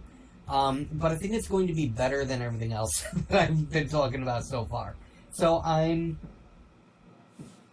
let's see, what's a good way to put it? I'm sort of kind of looking forward to see it. You're cautiously optimistic. Yeah, I like that, Dave. And no, Tundra Walker, her origin was not the little boy in Iron Man 3. She was a genius at MIT, and she basically was creating her own suit, and she ended up finding a Tony Stark warehouse or something. I can't remember how she found it, and started putting some Stark tech into her. She was smart enough to understand all the Stark tech, and she started using it into her own armor. So she benefited a little bit from Stark, but she was smart enough to not only do it herself, but also understand all the things that she had found. And we all know that Potato, yeah. Iron Man 3 was Peter Parker, right? No, that's Iron Man 2. That's Iron Man 1. No, that's 2. You're right. Yeah. Yep, that's 2. With Mickey Rourke. The little boy in Iron Man 3 did show up at Endgame at Tony Stark's funeral, though. Yeah, he's Kang. He's going to be Iron Lad in the Young Avengers. That was Kang getting in close to, or he's a Skrull. He's one or the other. He's a Skrull too. Why not? All right, so I have got now. Here is where I actually have a good solid list because I did arrange these ones. Top four? So, no, number 7 through 1. Oh, 7. Yes. Okay, so number 7, I've got the Marvels. A little bit less than me and Keith. We both put her at her. We both put this movie at number 5. Yeah.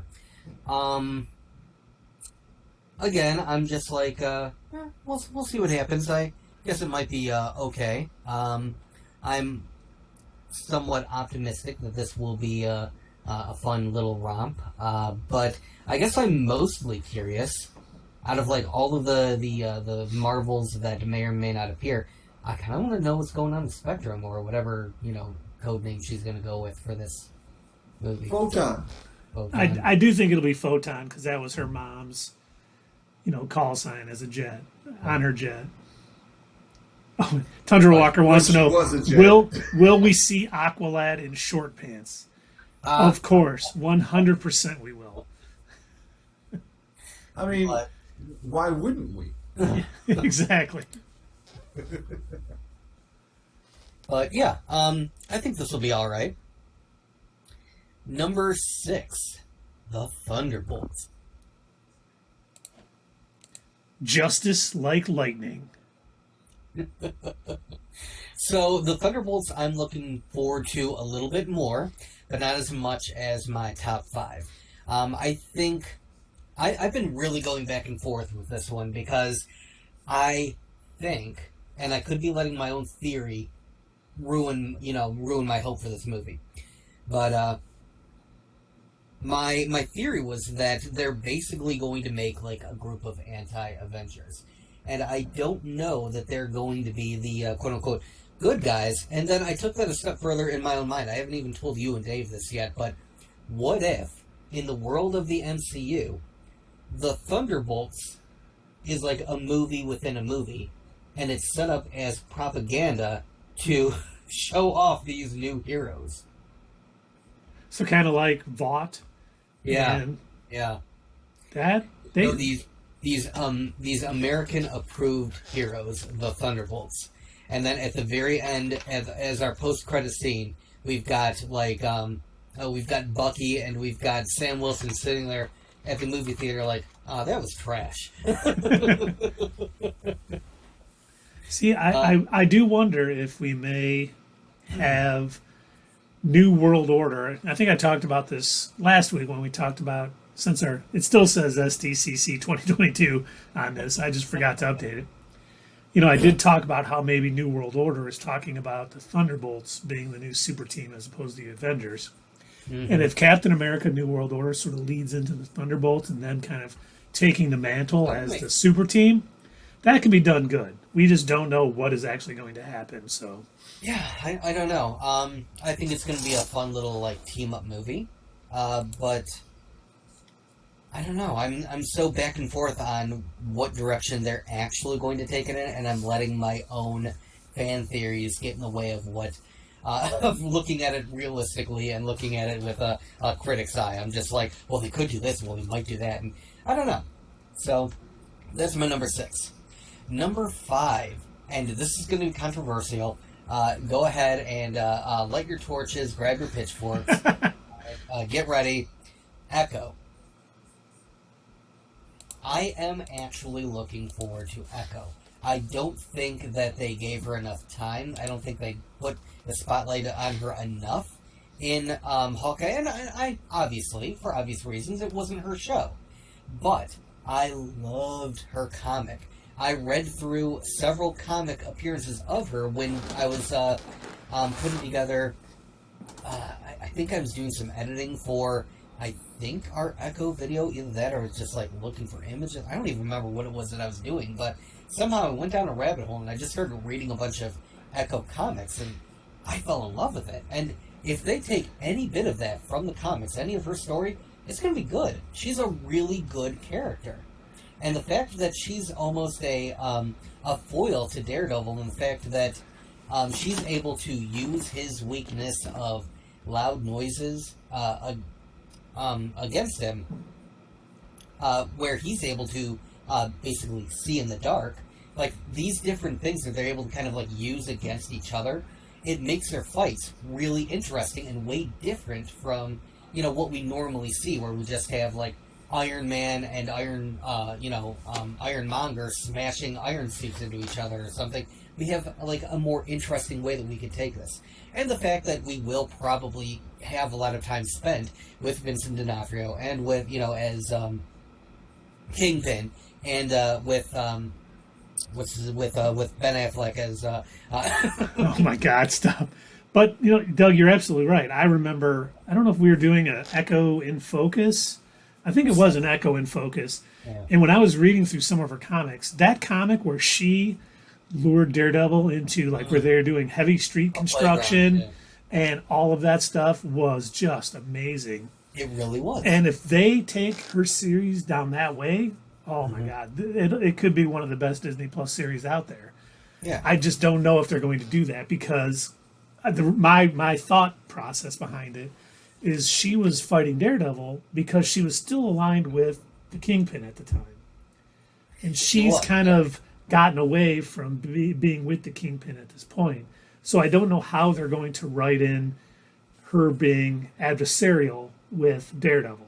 But I hope they do, because their fights could be absolutely epic in the MCU. Well, it could be that this takes place prior to Hawkeye, too. That's true. Very good point. And yes, Love Tundra those Walker. stories when they just go pre-everything. Love those stories. Especially, it really works out well in Star Wars. We don't even really know what they're doing with She-Hulk, Yeah. It's another one that it's kind of up in the air. And you know what? That's another thing that Carrie agreed with me on. Is between the two Infinity Saga movies. Mm-hmm.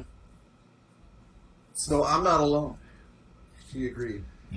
Oh, I think you're right too, Dave. I agreed with you. Oh, you did? Oh, okay. Yeah, Well, then we got 3 on 1. This is a family show, Keith. All right. Family show. Will we see the Bunnyman, or at least Luis Belcher? I hope we see little Luis Belcher from Bob's Burgers. That would be fantastic. He also said Echo did it first, referring to Echo the Dolphin, the old Sega game, collecting rings like Sonic, but better. Which, just so you know, Tundra Walker, Sully loves Sonic. He wants everything Sonic, so I won't tell him you're bad-mouthing Sonic in here, because you might get an angry phone call. So what are you on, Doug? Number 4? Yes, number 4. And I think this one's a little bit more obvious. Probably not, I don't know if this is high up as you two. But coming off the heels of Echo, Daredevil. So yes, my number 4 will be Daredevil. And that's Interesting. so okay, here's my reasoning why. They had really good they did it so well on Netflix, and I'm a little fearful with the direction that they're going to take it on Disney Plus. I think it's going to be good, and I am looking forward to it, but I don't know if they're going to try and separate the two Daredevils. Daredevils. What's the plural for that? But I don't know if they're going to try and make it so the Netflix Daredevil is its own separate thing. Same actor, but if they're going to exist in 2 different universes. I really don't know what direction they're going to take this, because Keith brought up an interesting fact in our last live stream when he said he thinks that the Kingpin is a variant of the one that we saw in Daredevil, the one that showed up in Hawkeye. And that could be the case. I don't really know. And they haven't from Earth 615. Yeah, they haven't really been clear what this is going to be. Just that it's coming. Daredevil Born Again. I am optimistic that they could be pulling aspects from the comic, but again, I don't know. I don't really know if they're going to do that or if they're just playing off a well-known title. Doug, even though this didn't affect my opinion, while I was thinking through this whole thing, I'm like, we have no idea if this is, the showrunners are going to be different from the Netflix series. We know the actors are going to be back, but we don't know if the writing is going. How different the writing is going to be. There's so many things that could factor into making this less good. But where it stands now, I was so happy that they announced it, and so giddy that we're getting Daredevil in the MCU, that it was just right up at the top for me. But I understand your concerns. All right, so you ready for my number 3? We're Yes. now at our top 3. Number 3, Quantum Mania. I have been looking forward to this movie. Quantum Mania is one of those where I wasn't super thrilled with Ant-Man and the Wasp, with Ant-Man and the Wasp. I thought Ant-Man 2 was okay. I thought Ant-Man 1 was, I think, a little bit better. But the Ant-Man movies, all in all, have just been, they've been okay. They've been kind of funny. I don't think I was part of the channel when the first Ant-Man came out, and so I never saw it in theaters. I actually didn't see it until it was on video. Yeah, they're fine, but I think Ant-Man actually plays better when he's playing off the other Avengers. When he's awkwardly trying to talk to Captain America as if they're old pals, I think that's hilarious, and I think it's great. When he's getting dissed by Falcon, I think that's hilarious. When he's trying to talk to other like non-heroes as if, oh yeah, I'm an Avenger, I hang out with them all the time, and it's no big deal, whatever. I still think one of my favorites is when Rhodey calls him normal-sized man. Right. It's great. So yeah, he's I think better as kind of a side character. But as soon as they announced all the things that was going to happen in Quantum Mania, and as soon as they said that Kang was going to be in it, and now with the announcement at SDCC that we're also going to see MODOK. Oh shit! And with my I could be boosting this with my own theory. The fact that I think maybe Loki might be involved. The fact that, this is going to really have some more repercussions to the larger MCU. I'm really looking forward to this movie.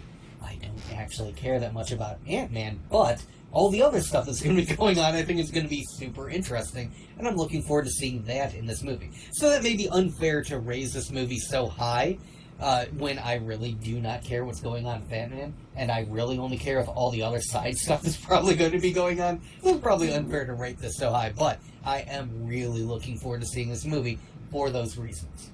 Remember, there's no rules to this. It's just what we want to see. It doesn't have to be because you love the main character. No, Walker, he's got to prove his point or I'm leaving. Tundra Walker says the difference between... Sorry, Doug. The difference between Marvel and DC is DC disrespected Dark Knight Returns. I'm assuming in their animated... He's referring to the animated thing.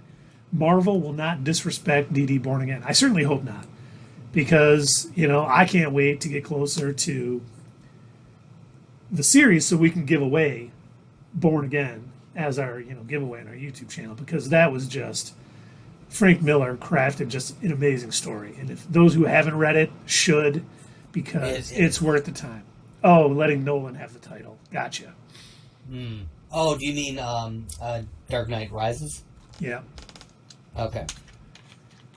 Let the games begin. God, when they parodied that on South Park, that was beautiful. I just can't wait. I've only seen the first episode of Harley Quinn. I can't wait for Bane to show up in this season of Harley Quinn. He's good. He's the way that they make those characters in that series. We got to spend like half a stream talking about it. I tell you.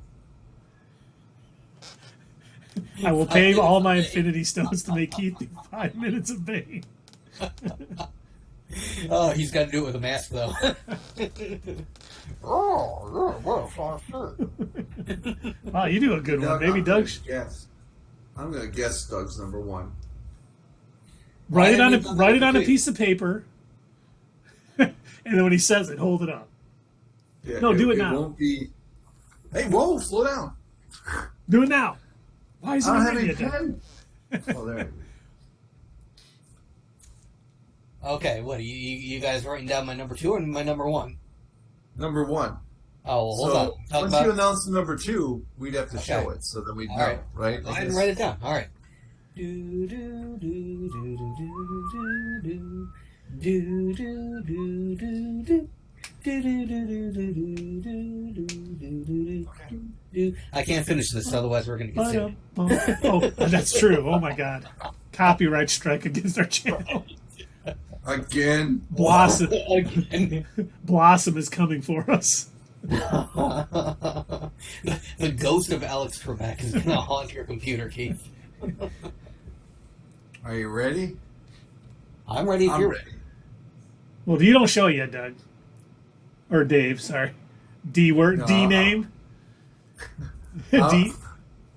Whoa. I'm ready when for the cue. Gotcha. All right. Okay. My number 2 is Loki. So, I loved Loki season 1. I thought it was really good. I was thrilled with almost every episode. I couldn't wait until Keith watched it so we could talk about all the different Easter eggs that we found, what direction they were going to take it in. I was having conversations with Carrie. She was like talking about how great it was, and it was just an overall fun series. And well, at least for me, I loved the hell out of it. And like I said, it had such a domino effect, such a ripple on everything that happened in the larger MCU that that is why I love Loki, and I'm really looking forward to where they're going to take this in Loki season 2. The doors are kind of wide open. I don't even know what direction, because at the end of Loki season 1, we see that Kang is now in charge of the Time Variance Authority. So, I mean, that's something else right there. Who knows, like, where this is going to go next? Is Loki going to show up in Quantumania? Is he going to be on the hunt for Kang in all of season 2? Is he going to try and fix time? Is he going to become the new He Who Remains? Who knows? And of course, that leads to my number 1. All right, you two gentlemen ready? We're ready. Yep. Dave, hold it up. Agatha, House of Harkness. Oh, I put up the wrong picture. I'm so sorry. Because, as I said, there's going to be an Agatha trilogy. So, no, wait, what is that? Guardians of the... Oh, yeah, I kind of forgot to give that a number. I suppose I could make that my number 1. Yes. So we're all in agreement on that one. Guardians of the Galaxy Volume 3. And yeah, I have to agree with Keith. I feel like this should have come way sooner. It's unfortunate that it got delayed. But I suppose it all works out in the end. The fact that we now have a whole different story that's going to take place, after Thor: Love and Thunder. He's going to be, on the search for what I assume is going to be baby Gamora in order to fill in the slot of marketable. No, we do. No. Unfortunately, for those of us who had the pleasure of seeing the leaked trailer from SDCC, gentlemen, check your Slack channel if you haven't watched it yet. I threw it in there for you guys. We do know Gamora is going to be leading the Ravagers. Okay. So she isn't going to be a baby Gamora. So toy sales are flopping over at the Disney store. This is the Gamora from 2014 who skipped 5 years of her life. Yeah. She basically Or is got it 9 booked. years. And 9 it years. somehow didn't get dusted. When Right, they gotta explain that. Yeah, they really do. Yeah. So, I think this is going to be really good. I've loved both of the Guardians of the Galaxy movies so far. I loved their appearances in Thor: Love and Thunder. I loved their appearances in Infinity War. They are a great cast of characters. Those movies are hilarious. James Gunn is a master at this, and I chuckle at almost every one of those scenes. And I love even the more serious scenes when it's not like just being comedy. I think that it's great. I think they found a great set of actors to play each one of these roles. And also, I love the way that music is tied so heavily to these movies. I think they did it so well, and I think it goes to show when you compare Guardians of the Galaxy to the original Suicide Squad, how you can set up a movie to be tied with music right, and how you can try to make a copycat of that and do it so terribly wrong. It honestly felt like Suicide Squad, the original one. Yeah. Like the executives were saying, "Put this song in there. It's popular. Yeah. Let's do this. It's a popular song." It didn't matter. And the songs that they chose for each one of those character introductions didn't even matter. They didn't even make sense half the time. And so you're sitting there like, I mean, yeah, it's a good song. I suppose this will make a good, a soundtrack to go along with the movie, but who cares? Whereas Guardians of the Galaxy, a long time ago, didn't he say he chooses the music before he writes the script? Yep. He has said that, yes. Mm-hmm. I will go back and I've rewatched that scene where Peter Quill is trying to introduce music to Gamora. I've rewatched that scene so many times because I think, again, so much of this movie was crafted so masterfully, and I love the way that the music kind of bleeds in, and it shows, it's basically like incorporating, he's just put headphones in her ear. She's, hearing what this music is. And I love how scenes like that are put together. I love how they explained Infinity Stones to us. I loved every aspect of these movies, and I think Volume 3 is going to continue with all of that, hopefully. I think it's going to be great to see the High Evolutionary. I think it's going to be awesome to see Adam Warlock, and I think it's going to be good to see Gamora again. And, you mentioned the High Evolutionary, and Chidi Iwakante, I can't believe his name. What he did at San Diego Comic-Con, where he came out in character, so amazing, was awesome. And I think, Doug, I just think you like the term pelvic sorcery. So that's why you like that scene so much. Well, I don't know if they're... One of the things that will make Dave... Well, Dave already had it at number 1. He loves it. But I don't know if you guys follow James Gunn on Twitter. Someone was leaving a Rick and Morty character somewhere in, the director's room every night after everybody left. And he was showing pictures of it every day on Twitter, like, this showed up today, or this showed up today. And the people were like, is it Chris Pratt? He's like, no, Chris Pratt's usually gone before me, so I don't know who it is. And I don't know if he ever figured it out. But I'd love to know who it is, because that was pretty funny. And it was funny because someone asked him one day on Twitter, would you make a live-action Rick and Morty? And he said no. He goes, the cartoon is the ultimate version of it. I would never ruin it with trying to make something different. And he knows what he knows his things, and he's like, I'm not going to ruin something by making a worse version of it. And I think he just... I cannot imagine that property being live action. That would not work. No. It'd be like taking The Last Airbender and... whoops. Doe. But those of you out in Chatland, that's what that's our list, our way too early anticipated projects from and that was the hardest thing about this, was we don't know directors, we don't know actors for part of this, we don't know even what characters might show up, so it's really hard to rate it. So we're basing it off very little, but it was still fun. Yep. But our question of the night to you all is, what is your, well, you can even give us all 12 if you feel like typing it out, but what is your most anticipated of Phase 5? So let us know in the chat. Let's do top 5 for Phase 5. There we go. Top 5s for Phase 5. Start typing, people. Let's go. Yes. And in the future, if you're watching this on YouTube, please put it in the comments. Yes. Very good, Dave. Absolutely. Tundra Walker is saying Cap New World Order. As number 5?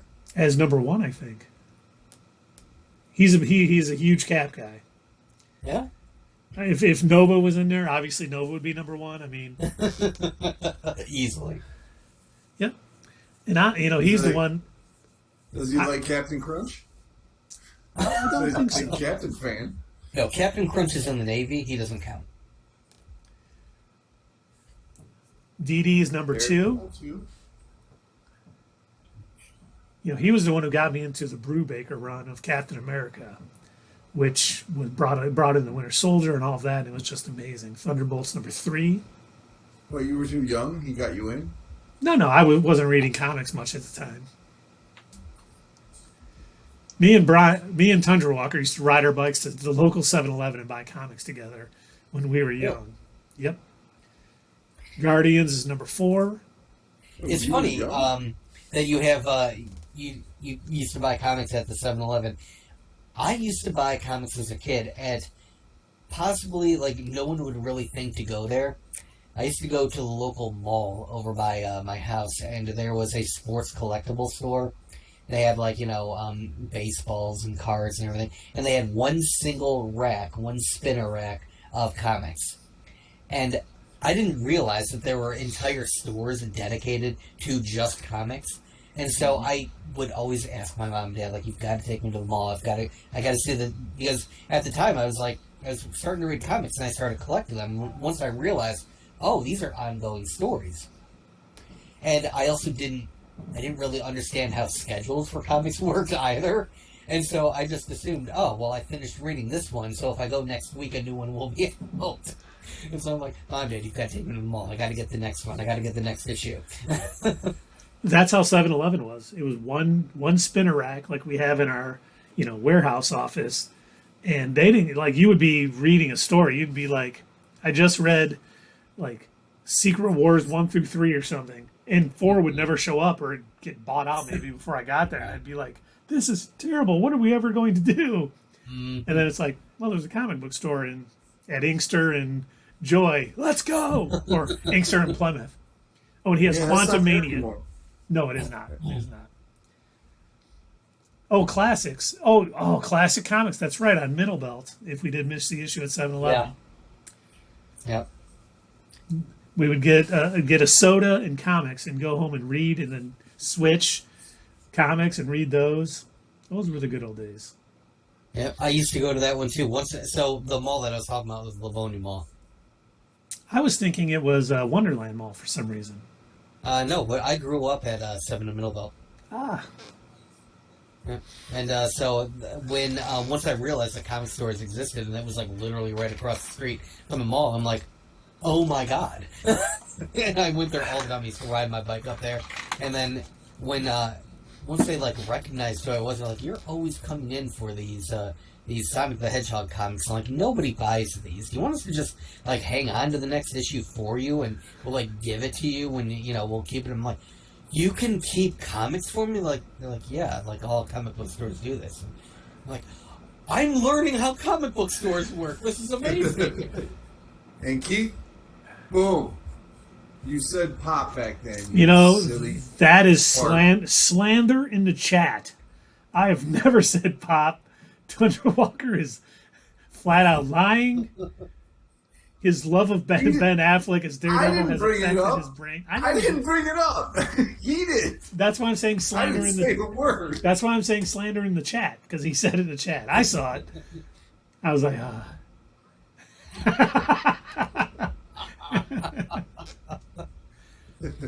It actually is true. I did call it pop back then.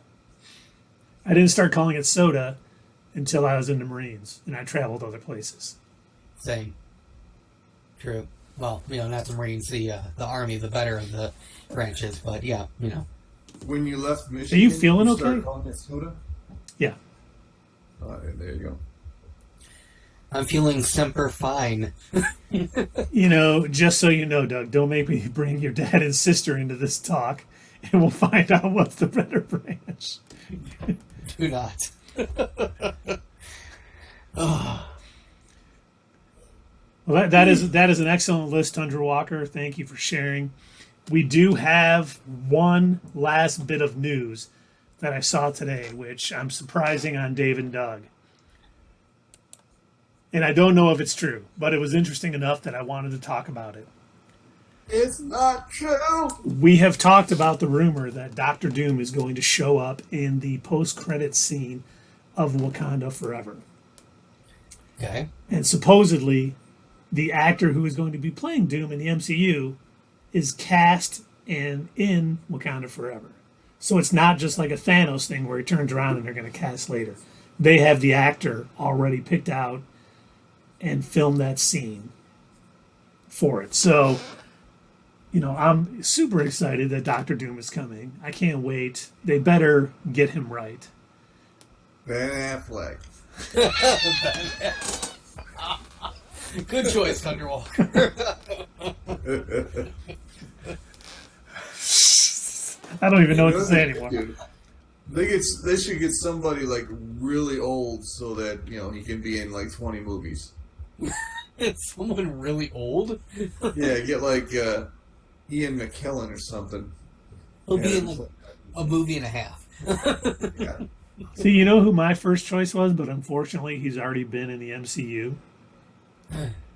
Chris Evans. Mads Mikkelsen. Oh, not a bad choice. Okay. Yeah, I can see it.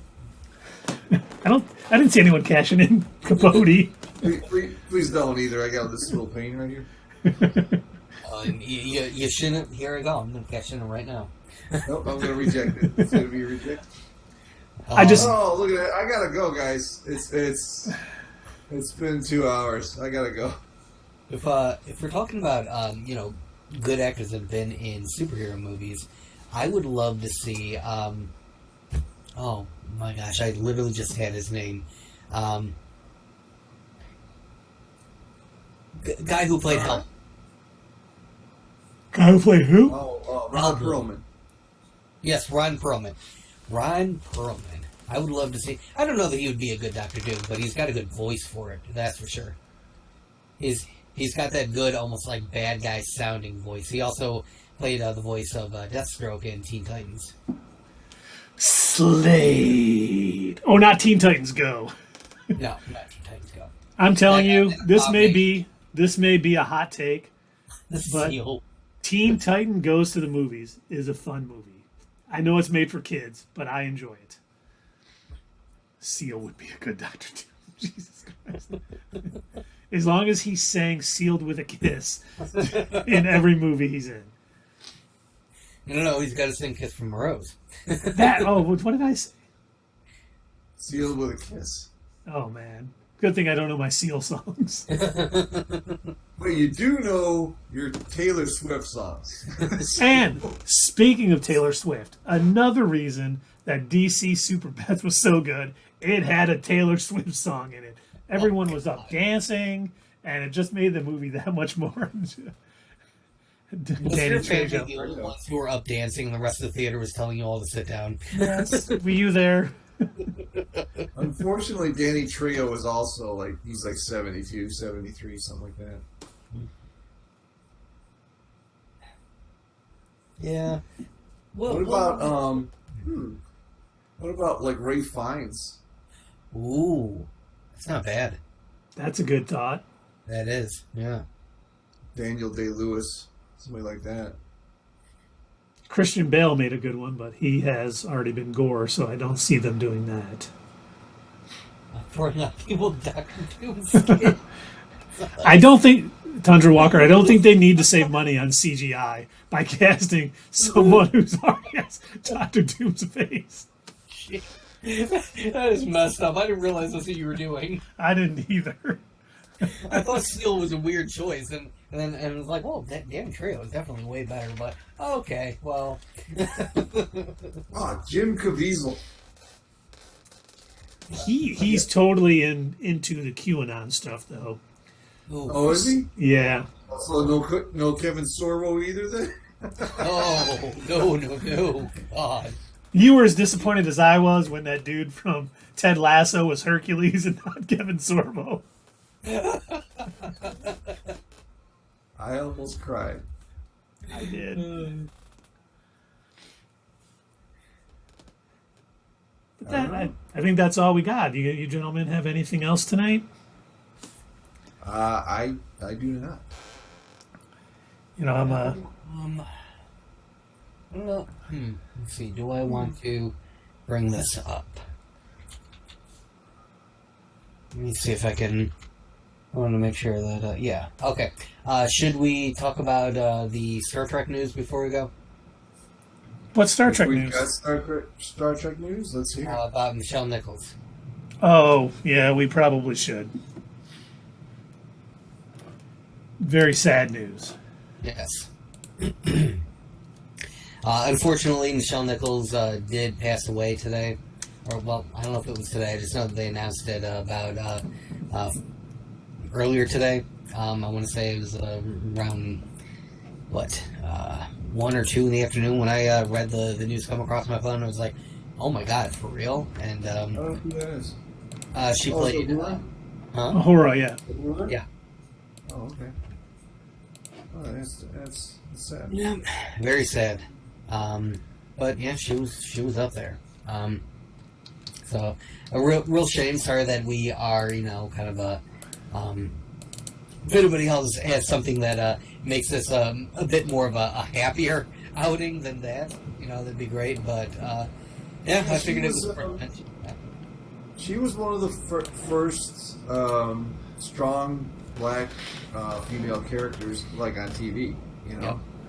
They weren't, back then they were just portrayed as just like side characters up until her, really. And honestly, when I hear people telling me that Star Trek has gone woke, I try to remind them they were woke way back in the 60s, dude. So if you like Star Trek, they've always been about the First City and everything else. You can't start ripping on them now. And yes, Tundra Walker, for you, we will add the Bane voice option. And you know what? Kirk never discriminated against any woman. No, he did not. He loved them all. Yeah. I love that they included that in the Star Trek movie too. Yeah, the green girl. Yeah. And unfortunately, I'm not seeing anyone to raid tonight either.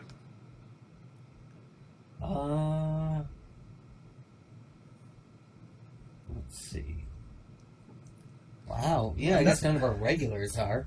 Is there anybody else that that the channel is subscribed to that is? No, I saw Terrible Gaming went off earlier. I don't know what happened. Huh. He's usually still on. All right. Yeah, not even Jay Tizzle.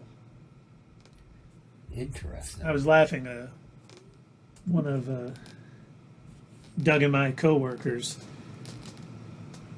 was streaming for the first time. When he first started working, I had subscribed to his Twitch channel with my Prime sub. That's how I knew about it.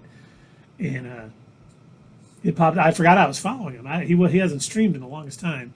And Friday afternoon, I got a pop up. Jay Tizzle is streaming today. So it was funny. I jumped on as myself and as Not Your Status Quo, and I laughed because as me, I'm like, "What's up, Jay Tizzle? How's it going?" And he goes, "Oh, hey Keith, thanks," or whatever. Then I logged in as Not Your Status Quo, and I'm like, "Hey Jay Tizzle, what's up?" And he's like, "Okay, ha ha."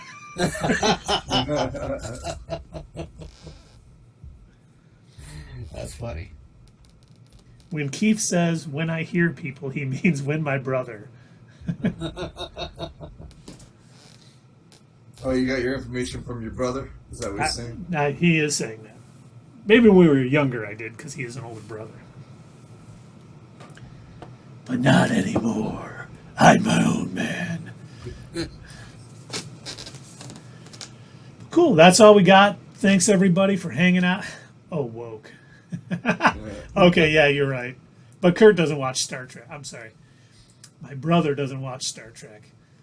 And I think even he would know that it has been that way forever. But he does think the MCU is becoming the MCU. Even though I tried to explain to him, I'm like, then why did the Mighty Thor die? And sorry, spoiler alert for Thor: Love and Thunder. Why did the Mighty Thor die and not, Thor Odin's son? Which he didn't have an answer. But that's okay. Not your status quo does not discriminate.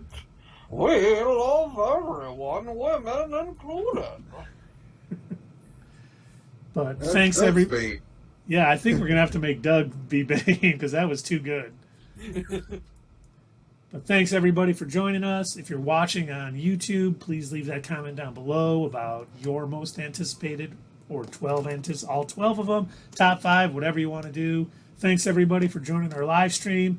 We will see you on Wednesday when we are doing part 2 of our Let's Play Marvel's Guardians of the Galaxy. I have been chomping at the bit to play that again since we didn't play last week because I was having my surgery on Thursday. So I have not played it since the Wednesday before, and I wanted to play because that game is so great. And I want to watch. Me too. Excellent. We can chat about all the latest news. It'll be a grand old time for everyone involved. But thanks, everybody. We will see you on Wednesday night.